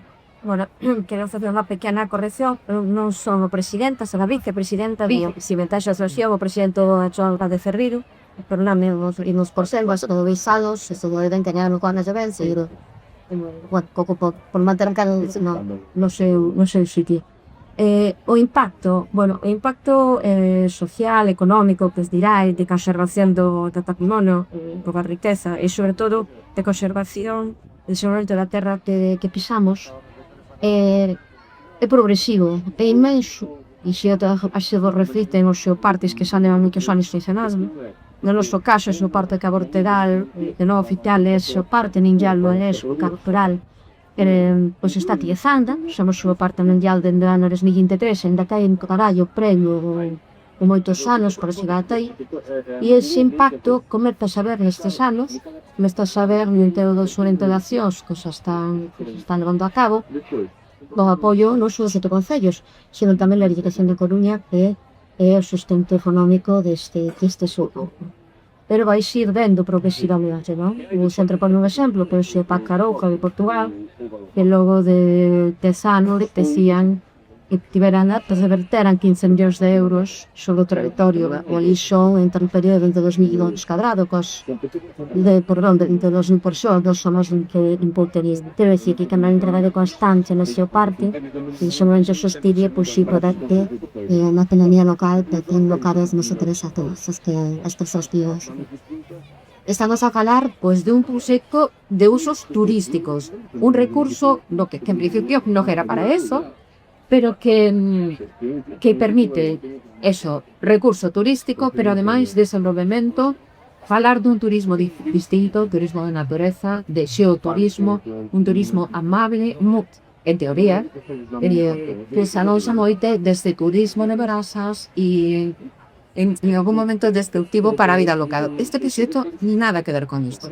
Non ten nada que ver con turismo de masas, dos xeoparques, a definición en sí do xeoparque é un territorio unificado que con un patrimonio xeolóxico de relevancia internacional, que ten un patrimonio xeolóxico único, pero tamén unha figura de xestión para promover, divulgar ese patrimonio xeolóxico cara ao desenvolvemento sostivo do espazo que ocupa deste territorio. É dicir, van idos. Entón, iso significa que se o turismo factor 5 Castilla, o traer visitantes, pero que turismo resticloso, turismo sostile. E a prova é que con estes anos filladazos, con o Concello no que estamos hoxe, San Xodomingo, o Concello de Moache, co Castelo, os concellos da costa, todos detectamos o aumento do número de visitantes e o cambio no tipo de turismo, non? Que ten turismo, como ben dicías tites, que coida na dereita, pero digo que ben preocupado por esa xeoloxía, ben interesado, e como esa xeoloxía, como no noso caso, son Pedro, os Lonomeira, rochos de 400 millóns de anos, ten que, por alguma maneira, marcar o noso sistema de vida, o pasado, o presente, va a marcar ese tiro. E con o noso parte, sei que marquen para ben. Por iso, para ser xeoparque, estamos obrigados as administracións a facer un plan estratégico de desenvolvemento local sostivo. É dicir, que ese pasado ese vosso formato, pero sei que ese puro para moi. No caso que o Parque Ortegado te implica a varios concellos que tienen que gobernar xuntos o mesmo proxecto. Como se construe esa cogobernanza compartida e que dificultades ten negar?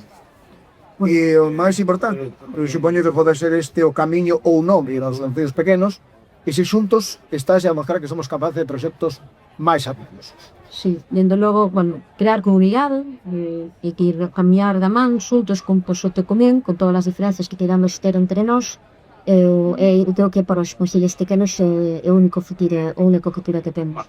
Se só miramos para a nosa parcela, se miramos para os tifanen que lo fan, pois non imos chegar moi ben xe. Como se construe? Pois mira, no caso do xeoparque comeza en torno a 2012, 2014, hai unha constituíse unha asociación de amigos do parque xeolóxico. Os xeoparques nacen de abaixo arriba, ou deron nacer de abaixo arriba, da sociedade das institucións. E no noso caso foi así. Ora, no 2015 deise a solidade ou a sorte de que hai un cambio nos sete concellos, un cambio de goberno nos concellos noutros que xa eran propensos, favorables a constitución do xeoparque, e a partir de aí hai moita unión entre os sete concellos que se mantén a día de hoxe con distintas ideoloxías, pero todos conscientes de que é un proxecto rural. Construíse con paciencia, sabendo o contexto global, se tenes que respetar as diferenzas, e te uns dan estar máis beneficiados por outros. Costa sempre viva máis do interior.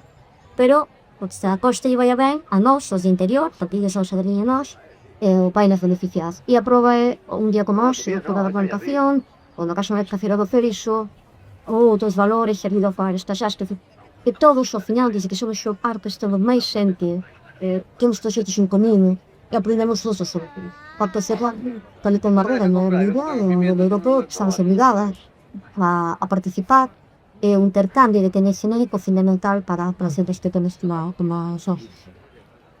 Un proxecto de xestión de territorio para darlle novos usos que ademais cosa, claro que hai. Eso a veces supoño que non é fácil de conxugar, ou si, ou todo fluye con naturalidade. Non todo flúe con naturalidade, hai que sentar moitas veces, falar, conversar, entender que o xente de padón ás veces hai que foder, mirar os da outra parte para chegar a un punto común. A figura do xeoparque obriga a conservarte, non tenían esta vez unha preocupación especial sobre o territorio. Entón, tes que ter xente, é dicir, que nos sitio común, conservar, e non o pide por determinadas actividades. Bueno, traballamos das moitas accións que se fan, que se xeron, unha das máis importantes foi a actuación de unhas unidades didácticas que se xeriron nos cursos curriculares e a Consellería de Educación para o alumnado de sexto e toda a secundaria, e en temas que se praza aí para funcionar, pois son os parques eólicos, a plantación de eucaliptos, seguir, falanxe todos os temas, e iso parte non proíbe iso, que evita retrisonar como a copa por iso, que ten de bome que ten tamén de malo. Iso fai que nós pequenos corazón de xente inicial. Bueno, xa despedimos a Beatriz Pascoi, vicepresidenta do noso Consello de Dirección do Xeoparque Tanos da Al, este parque certificado con la UNESCO e que nos dá unha nova visa de territorio e que colabora todo ese megamento tamén local. Moitas gracias, Beatriz. Moitas grazas a vos por interese e, sobre todo, por difundir esta costa polo futuro un conxunto de pacientes. Grazas. Ahora, seguramente teríamos tempo de materia de análise para moito máis, pero imos aproveitar a presenza das nosas expertas, das nosas convidadas tamén, para que nos den a solución do que acabamos de escoitar. Con todo está ser, hoxe, te digo que é unha... enchernos, fornecernos de saberes, ¿no? De saberes, de experiencias. Camiñando polo rural, intentando facer xornalismo, falando coa xente, hai unha importancia moi grande en Galicia. Neste caso, os xeoparques son 2, 3, se non me equivoco, Ortegalí e o Courel, pero en Galicia temos 6 parques naturais, creo, máis ou menos, e habería que compararlo, por exemplo, con Portugal, que é un estado, todo un estado, ¿no? e que ten un, que é o Xerés. Entón, claro, isto ten moita importancia, porque significa que nós, que temos consideración de comunidade autónoma, pois a nosa autonomía ten un patrimonio natural moi rico. E si, 2 xeoparques, Ortegada é unha zona ademais interesantísima e importantísima porque é unha das zonas de Galicia con maior problema de despoboamento no rural e é o que comentaba, no? A vicepresidenta de poñer en valor a zona e poñela en valor cara a un turismo neste caso responsable, de persoas que teñen un interese e unha consideración que se presupón, no? pola natureza e logo os modelos. Modelo forestal de especies, de monocultivos. Promover este debate tamén é moi importante. O debate eólico tamén é moi importante promover ese debate, porque non se trata de estar en contra dos parques eólicos, das enerxías renovables, sino que se pode permitir, no? Que un xeoparque ou nun parque natural en Galicia a eses niveis, no? A nivel de explotación no territorio e como casa iso co turismo e como casa iso con fixar poboación. Eu estiven, no eólico de Muras, por exemplo, no? Na Serra do Xistral. Claro, eu nunca estivera tan perto dunha zona de parques eólicos e é tremendo, porque hai moita xente, moita non, pero hai xente que vive pegada aos parques eólicos, contanche como foi todo ese proceso de chegar el Cher nos anos 90, das eólicas, e como o modelo, aínda hoxe en día, continúa sin ser de certa protección, no? cara a estas zonas. E ela comentaba, non implica xeoparque unha protección maior. E iso, claro, tamén é como para pensar, no? Por que non implica eso unha protección e si un debate? Que está moi ben o debate, no? Pero por que non unha protección? Pois eso tamén é un tema de modelo e tamén é un tema interesante a nivel político. Non sei que consideran aquí os compañeiros. Bueno, eu aquí decir o que dixo Claudio, que comentaba antes dela tamén, das características de xeoparque, é o daqui, é o de Caudela. Hai un elemento que che han dado, vale? La prende a que Tesa tenía actores xeolóxicos que ven infernados, o Comité de Evaluación xo é pimentado, que é Sornofes. Pero independentemente deso, a principal dependitud que temes, o que ten o noso xeoparque onde está o poder, é precisamente a dedicación do tejido asociativo e desas entidades amigas. Se por algo é especial ou característico o xeoparque que temos aquí é precisamente por ese nacimento real de abaixo a arriba e aquí é moita conexión. Entón este ano, por exemplo, é ano da Beneción, onte estiveron con Fantanosa, que é o noso parte, xente do Comité de Evaluación, e unha das cousas que máis importa é precisamente como o perder o seu INE a redor do seu paseo, que xa non son a mena do Pau de Conceiros, sino a miña de Fruñar. Pero volvemos ao tema, outra vez, sin publicido, ante que estou chafando, pero ainda falaba con María, o debate que tiñamos ao inicio que é a financiación. O xeoparque non ten apoio económico ou moi residual da Xunta de Galicia, por exemplo. Ten apoio da Deputación da Coruña, onde aí tamén hai unha requisión interesante. Porque eses instrumentos necesitan apoio económico, non hai só que haxa 7 contellos pola labor, que a Requinalda se implique, pero necesitas un soporte detrás. E ese soporte non te sencillo chega a nivel económico. Entón, bueno, a mí tamén hai unha cuestión interesante que facer, que hai un espacio de debate e de demanda, e pois aí hai unha claro, que se abrimos moitos campos de debate, moitos melóns. Que no rural aparecen fíos e fíos e fíos e fíos dos que tirar sempre. Eu iba a incidir en este exemplo do que nos contou Beatriz, pues varios dos termos que iba ela facendo na súa explicación, pois como efectivamente podemos levar ese desenvolvemento sostible, que implicacións ten facelo así, que implicacións ten para o territorio.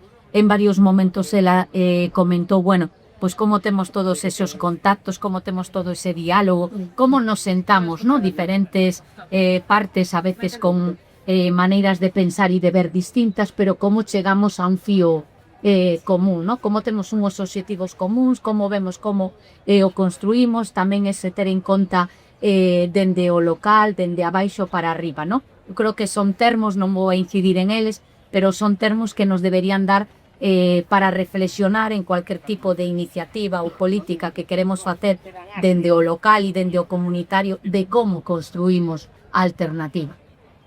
Aí hai unha cousa interesante. Nós decimos aquí, dicía Claudia, que hai moitos píos, hai moitas cousas, pero tamén é que haxa xente, ou esa política pública de que falaba María, a veces este concepto político pública como abstracto, ¿no? Pero todo se pode asantar e traer ao territorio. Aquí, por exemplo, no seu parque, hai unha marca agroalimentaria de produto que se chama non sei se é KBC ou KBO, porque eu non podo entender o nome logo, KBO. Entón, claro, é unha marca específica do seu parque, con unha especie de selva, pero está vinculada tamén. Nós aquí falábamos antes do proxecto da Extenda, o Noticero, o local. Entón, ao final son cosas que están interconectadas, pero ten que haber estructuras, personas e institucións integradas e, digamos, presionadas para xenerar ese tipo de programas, de decisións, para que todo conecte. Pero senón, ao final, tes letras cosas separadas que non hai un pío vehicular de todas. E máis cando dende a política global máis ben o que tes son atrancos, e tú acabas de decir co tema do financiamento hacia determinados modelos. Por eso digo que querendo e habendo vontade, sí que se consiguen cosas, que porque hai unha marca específica que está vinculada ao sector agroalimentario, que nace do seu parque, que en principio é unha xeneira que premia o valor xeolóxico do territorio, pero claro, hai que mirar máis alá, e hai que cohesionar con o que tes. Entón sí que é un exemplo de como, cando hai intención, as cousas se pensan, e hai unión, que se poden facer cosas moi interesantes. Sí. E hai esa primeira parte que me parece fundamental e que nos acreditamos que hai alguén que ten a idea de inicio e a pon en valor. E vamos a aproveitar ese valor para revisar algo que temos feito e que pedimos á xente que visita o stand e a xente que nos segue por redes sociais que nos fixera preguntas, que trasladarnos ou que introducir dentro do debate. Que o mellor é un bom momento, verdad, Xosé? Un bom momento. Hablas con elas, non sei se o mellor tenemos tempo de darse a todas, podas entrar no sorteo posteriormente, Sí. pero como escolma, non sei se lle podes transmitir xa. Sí, por exemplo, cando lles preguntábamos que credes que o que fai que o rural haga mal? Temos soña, falta de oportunidades laborales. Ou, por exemplo, cando decimos como intentar que a xente nova pois veña de val. Dúas propostas, que ten que haber fibra e wifi. E ademais podo decirvos o tamaño das letras, Eso será que é moi importante, a fibra e a wifi. Outra contestación que redunda nisto, comunicación digital e das axudas públicas. Axudas públicas para vivendas. Estos son elementos imprescindibles. Nos dedicado ben con vosto, todo lo vexo. Sí, porque ademais dadevos conta que temos un problema de vivenda enorme, no? Nas zonas máis poboadas na actualidade, que son as zonas urbanas e periurbanas, xente que está marchando das cidades para esos outros lados porque non atopa vivenda, e logo hai casas caendo no rural, no? E casas sin ningún tipo de mantemento nin nada, e iso pois é un claro factor síntoma da desigualdade tremenda que hai entre cidade rural e o mal que está organizado o territorio tamén nese sentido, e o da wifi e a fibra, por suposto. O sea, non teño o dato agora na cabeza, pero o tema da fibra nas zonas rurais, estamos en 2026, hai moito tempo que todas as persoas xa empregamos de maneira natural internet, sexa no móvil, sexa nun ordenador, e non chega a fibra ao rural, eso non pode ser, claro. Estaba comentando que no tema do wifi e da fibra é interesante porque hai un plan de extensión da fibra, en teoría a fibra ten que estar en todo o territorio, ten que responder a 90%, pero isto non sempre pasa. De feito, aquí temos aí a Secundín esperando para que te lo pechen. Pode explicar, isto foi, no Concello de San Sadurniño había zonas que non chegaba esa extensión de fibra óptica porque non estaban metidas no plan inicial.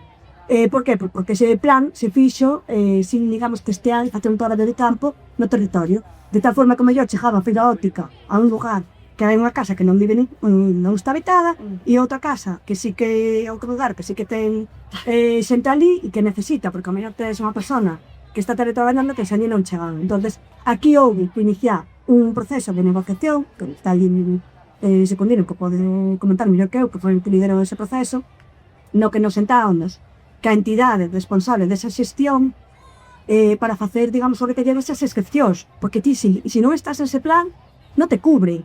Pero claro, ese plan non se adapta a novidades. Entón, claro, aí, se tes un concello que está pola labor de revisar todo eso, de recoller esas demandas cando ven alguén e che di, oi, tamén me che di a fibra. Se ti estás pola labor de chamar a empresa que fai todo eso e todos esos xentes que intermedian, porque o sector ten os seus axentes, aceptan as comercializadoras, está a empresa que pasa o propio cable, que son agentes distintos, e que tes que negociar con cada un para cambiar ese desanunciar. Aquí se fixe e ao final se consegueu pois unha cobertura, pero na maior parte de outros concellos iso non está pasando e quedan zonas descobertas, porque se non o renegocio, non te cubre. Bueno, moi... hai debate, comela. Unha cousiña só por engadir en cuanto a falta de oportunidades no rural, bueno, xa como os descifrando un montón e agora mesmo con esta pregunta tamén, eu como labrega tamén incidiría pois no tema do acceso á terra. Vale, vivimos en un territorio en Galiza donde só temos o 18% de superficie agraria, superficie agraria útil é aquela superficie que se dedica á produción de alimento.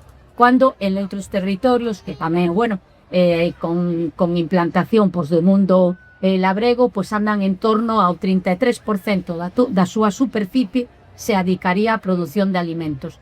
Para nós, dentro da mocidade labrega, tamén é unha das grandes demandas o acceso á terra. Que paradoxa, non? Se pensamos, se estamos falando de abandono do rural, de tanta superficie abandonada, e sin embargo temos esta realidade, non? Algo nos debería dar a reflexionar a que tipo de políticas a nivel galego aplicamos cando temos esta discordancia entre unhas necesidades e unha realidade. Pois a verdade que temos perdido tempo porque estamos prácticamente rematando un luxo de colaboradoras hoxe. A proba está en que mesmo, además de formarnos, agora, por exemplo, interpelaban ao alcalde, que xa temos aquí, nos dan paso a ese peche que vamos facer co alcalde. E a mí, de permitir, tras un pequeno inceso, sei que non vai co feira, pero parabéns, porque San Sadurnío volverá a estar na Liga Elite de voleibol, despois de que onte o Intasa gañase ese partido, hoxe, a estas horas 3 estará xogando a final. Estamos xogan ás 12, pero na hora canaria. Na hora canaria, daí me desculso. A unha. Oxalá campeóns, pero San Sadurnío volve á primeira categoría. Agora, se despois de iso, señor alcalde, se Sependino García, imos pechar este acto. Evidentemente queríamos contar coa túa opinión, coa túa aportación. Bueno, pois, primeiro, grazas por esta cobertura. É interesante tamén saber como se fai radio, non? En directo. É interesante porque é unha actividade que, como outros veces, descoñecemos, non? Neste mundo tan intercomunicado, pois parece a xente tensas de najo todo por casualidade e tal, detrás dun programa, mete traballo, un traballo que hai que valorar, non? Hai que poner en valor a radio tamén, e que agora que con todo o tema digital e as novas tecnoloxías tal, a veces parece que perde valor a radio, e o radio sigue pondo un valor en unha actividade que penso que hai que... Estamos nunha feira que vai a 29 anos, estamos ás portas do 30 aniversario. Eu quero me lembrar neste ano, pois na xente que fixo posible que houber esta feira, non? Foi unha asociación veciñal para unha feira que esa se organizou como en Torongals hai moitísimos anos e se perdeu, non? O espírito de feira. Os feiras son os grandes centros comerciais que, por desgracia, son os grandes centros comerciais que ambas feiras realmente era o comercio de proximidade, unha maneira de intercambio, un comercio xusto, realmente, non? E hai que recuperarlo, non é atraso, unha feira non é atraso, a prova está aquí, que os asuntos hai de ten plantas, sale ten ou comprando, e das cantas cartas, non? E isto é un comercio xusto que hai que poñer en valor e recuperar, non? É un éxito de público, ano a ano vaise incrementando. Despois de 23 de abril, que foi tamén un éxito a Feira do Moche, que tamén é algo nosa feira, non? Que foi estes días, pois, ver a xente que está vindo ese cerimonial, pois é satisfactorio. Darnos aptos para ter prinzo a celebrar o 30 aniversario, pois, como máis forma se cabe. Correxindo algunhas cuestións de intendente, por dicir, cheguei tarde, pois hai un atasco, te chega a estación do Ferrodomi. Entón, hai que corregir iso, mira, e copiar unha iniciativa que tuvo Moche, era o tren do Sei, da feira do pois, tiña poñer el brega, pero non tiña os buses da pladeira, tamén para poñer en valor o transporte colectivo, que é un dos alabarizantes dos problemas rurais. E os problemas rurais é a mobilidade, basicamente a mobilidade. hai outras cuestións, a conectividade, que o problema que temos é que as grandes operadoras, incluso a Xunta e o Estado, falan de porcentaxe. 90 e pico % da poboación galega está conectada. Pero falta ese pequeno porcentaxe que son persoas, non é un porcentaxe. Ese pequeno porcentaxe, desde o punto de vista económico, é moi pouquiño, o sea, tiña que haber unha aposta decidida por obrigarlle a operadora pública, que é Telefónica, a que tiña que conectar todo o mundo, claro, non pasa nada porque comunique todo o mundo, ou obrigarlle as empresas de distribución eléctrica a que compartan os apoios para que o fairen chegar a ti. Son cuestións que é decisión política, para as grandes operadoras para o servicio público. Secundina García, alcalde de San Sadurniño, moitísimas grazas por ofrecernos o marco, a oportunidade, que é importante tamén, de que Conexión Europa este participando neste evento comercial, pero sobre todo social, que son os CEIs. Moitísimas grazas. E tamén polas aportacións, porque acaba de darnos máis aportacións para meter dentro deste coloquio que estamos mantendo aquí. E tu vos? Pois imos continuar. Non me parece que non temos preguntas ao público, pero en calqueira caso, sí que as redes sociais nos teñen agasallado como unha que sí, efectivamente, aí están por detrás lanzándonos preguntas, máis elementos para introducir. Secundino García, o alcalde, nos falaba de mobilidade imprescindible hoxe en día para decidir onde vive que me queda cerca, non? Pois logo hai outras preguntas, non? Por exemplo, a agricultura ecolóxica é rendible cando falamos deso? E outra pregunta, pero de verdade necesitamos máis xente vivindo no campo? Ui, esta pregunta vele con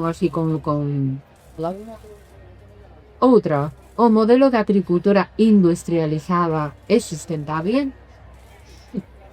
Ou que políticas de apoio precisan os agricultores e os gandeiros? Sumando a todo o que decíamos, comunicación, subos públicas, oportunidades laborales, moitísimas cousas que pasaban entre a fibra e a wifi, que tiña unha fácil solución segundo nos achegaba o alcalde. Último momento de espacimento colectivo. Eu simplemente comentar, de verdade fai falta máis xente no rural? Sí, porque sin xente o rural está perdido, non só se baleira, é que non se conserva. Se non hai persoas, non hai animais, non hai quen coide desas zonas, esas zonas van quedar ou abandonadas ou van a acabar como un cuarto traseiro, ¿no? de explotación pura e dura de, bueno, como estamos vendo, de grandes multinacionais. Entón, claro que fai falta que hai xente. Sí, o rural se non está ocupado, se non está o noso país leva 3.000 anos cultivado todo o país, ocupando o territorio dun xeito moi sostible, non é que xa sempre suera dispersa, iso de dispersión e de metal son mantras que nos serten. A lista estaba perfectamente ordenada, estaba no 59. No 59, co primeiro plan de estabilización do franquismo, pois o que fixe foi desplazar a poboación cara ás áreas industriais e cara á emigración, e quedar o país totalmente desestructurado, non? O problema é o problema, que hai que volver a ocupar o territorio. Para ocupar o territorio, pois hai que poñer en valor cuestións que hai que poñer en valor. O sector primario é fundamental, é dicir, na economía o sector primario, se non metas o sector primario potente, pois o resto do sector inscripciones, é dicir, garantizar a soberanía alimentaria é fundamental. Para iso tens que ter territorio cultivado, se tens territorio cultivado, tens xente traballando, ocupas un patrimonio cultural que está caendo prácticamente todo, evitas gastos como son o de apagar lume, que é escandaloso, non? Esquilar un 170 millones de euros e apagar lume por ter un país totalmente abandonado.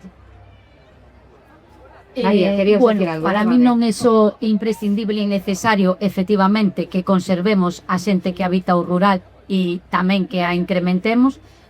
Outra conclusión é que o rural non se sostén sin persoas, sin proxectos productivos, sin labregos e labregas que habiten ese rural, que produzcan ese rural, que conserven ese rural, para non ser a única maneira de que eso se sosteña. Efectivamente, claro que é totalmente rendible poder vivir de agricultura ecolóxica e das producións labregas, pero bueno, tamén é certo que moitas veces como produtores e produtoras, pois bueno, temos todos eses atrancos que fomos dicindo ao longo do programa, pero efectivamente tamén temos a alternativa. É moi necesario que a xente bueno, xa non só permanezca que está, sino que efectivamente se siga bueno, pues, incorporando ou vindo ou atraendo a xente ao mundo rural, a produtores e produtoras, a dignificación desa produción. Tamén me gustaría, vale, pues introducir este termo, porque en todo ese proceso de industrialización, en todo ese proceso de fuxida de moita xente cara a outras zonas, tamén está todo ese discurso, no, de traballar da terra, dese si é atraso, si é unha maneira de vivir, no? Tamén quería traer ese, bueno, pues debate aquí e esa bueno, con reflexión, e non só é que sea necesario, eu creo que é o camiño e que non nos queda outra alternativa como pobo si queremos falar de sustentabilidade e soberanía. E lanzo unha pregunta ás persoas que nos poidan estar escoitando. Eu creo que como pobo necesitamos reflexionar de que é o que queremos comer no futuro. Moi boa pregunta. Vamos a facer agora un momentillo unha carada para resolver este sorteo que villamos de todas estas colaboracións que tivemos por parte do público que pasou por aquí. O cual vamos a ver que temos unhas orantes con panio por aquí, a ver si nos saca... ¿Cómo se chama? Caetano vai nos botar a má, me chama por aquí, Caetano, rompe e saca de aí un capeliño só. A ver a quen lle tocou ese premio. Veña. Ese aí, a ver. Vamos a ver. Pancho Senra, nome Fernández. Francisco Senra, Fancho. E decidín eu poñerse Fancho, perdóname Francisco. Francisco Senra Fernández. Bueno, esa é a persona agraciada co... Pois secundino, vai te entrega. Secundino, parabéns, cuidado cas cabezas, por favor. Parabéns. Gracias. Mira Pali. Pois aí vai, que ese pequeno agasallo de Afusqueña con un pequeno, pues eso, unha mostra das cousas que se fan na Afusqueña. Bueno, non sei se poderemos decir que fixemos feira ou non fixemos feira ou marchar para casa, pero que seguro que fixemos tirar moitísimo proveito desa conversa. Pois podemos escoitar as nosas sistemas. Moitísimas grazas ás tres, a Secretaría Xeral do Sindicato Labrego Galego María Ferreiro, a xornalista Claudia Morán, a experta en Axenda 2030 e concelleira de San Sadesniño, Rocío Piñeiro. Moitísimas grazas. Foi unha honra visibilizar as voces das mulleres que son moi importantes no rural, por eso quixemos destacar en que por ser mulleres así os excepcionales, porque sabemos que teres moito pretero. Acabamos de entregar un premio, nos tiramos o noso premio que le hoxe facendo que nos gusta e con xente que nos gustou moito. Moitas grazas por estarnos aquí, polo moitísimo que nos aportastes, o noso agradecemento tamén ás persoas que compartistes connosco os vosos proxectos, as vosas asociativas, as vosas ideas, tanto persoais como colectivas, experiencias que poñen en claro que hai iniciativas que contribúen positivamente a revipensar o noso rural. Bueno, chegamos ao final do noso podcast e presuposto ao momento dos agradecementos, porque deben nacidos ser agradecidos e ese creo que o noso.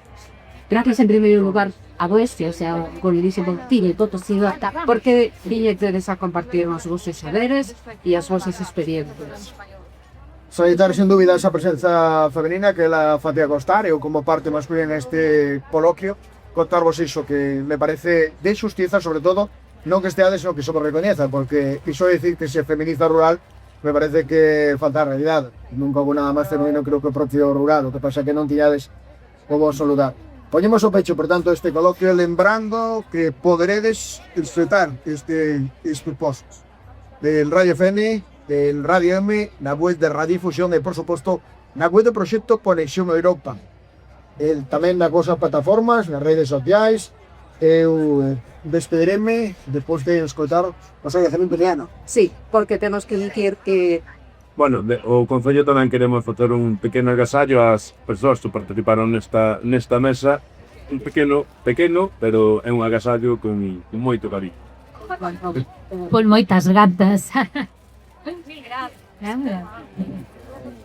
Nada, pues moitas gracias. E moitas grazas, cosas eso, gracias por recibirnos, polo apoio. Teña Retalde enormemente agradecidos además de ese apoio non só o día de este. Todos os proxectos que Radio Fisión Mova leva adiante sempre teñen recepción diante do Concello de San Sadurniño e iso é que agradecido moito. E gustaríame tamén agradecer a organización da feira. Voulle poñer nome a Manuel Varela que foi o noso contacto permanente porque de verdad que organizar un coloquio, hai un evento destas características en o seu e bueno, foi moi padre, moitísimo.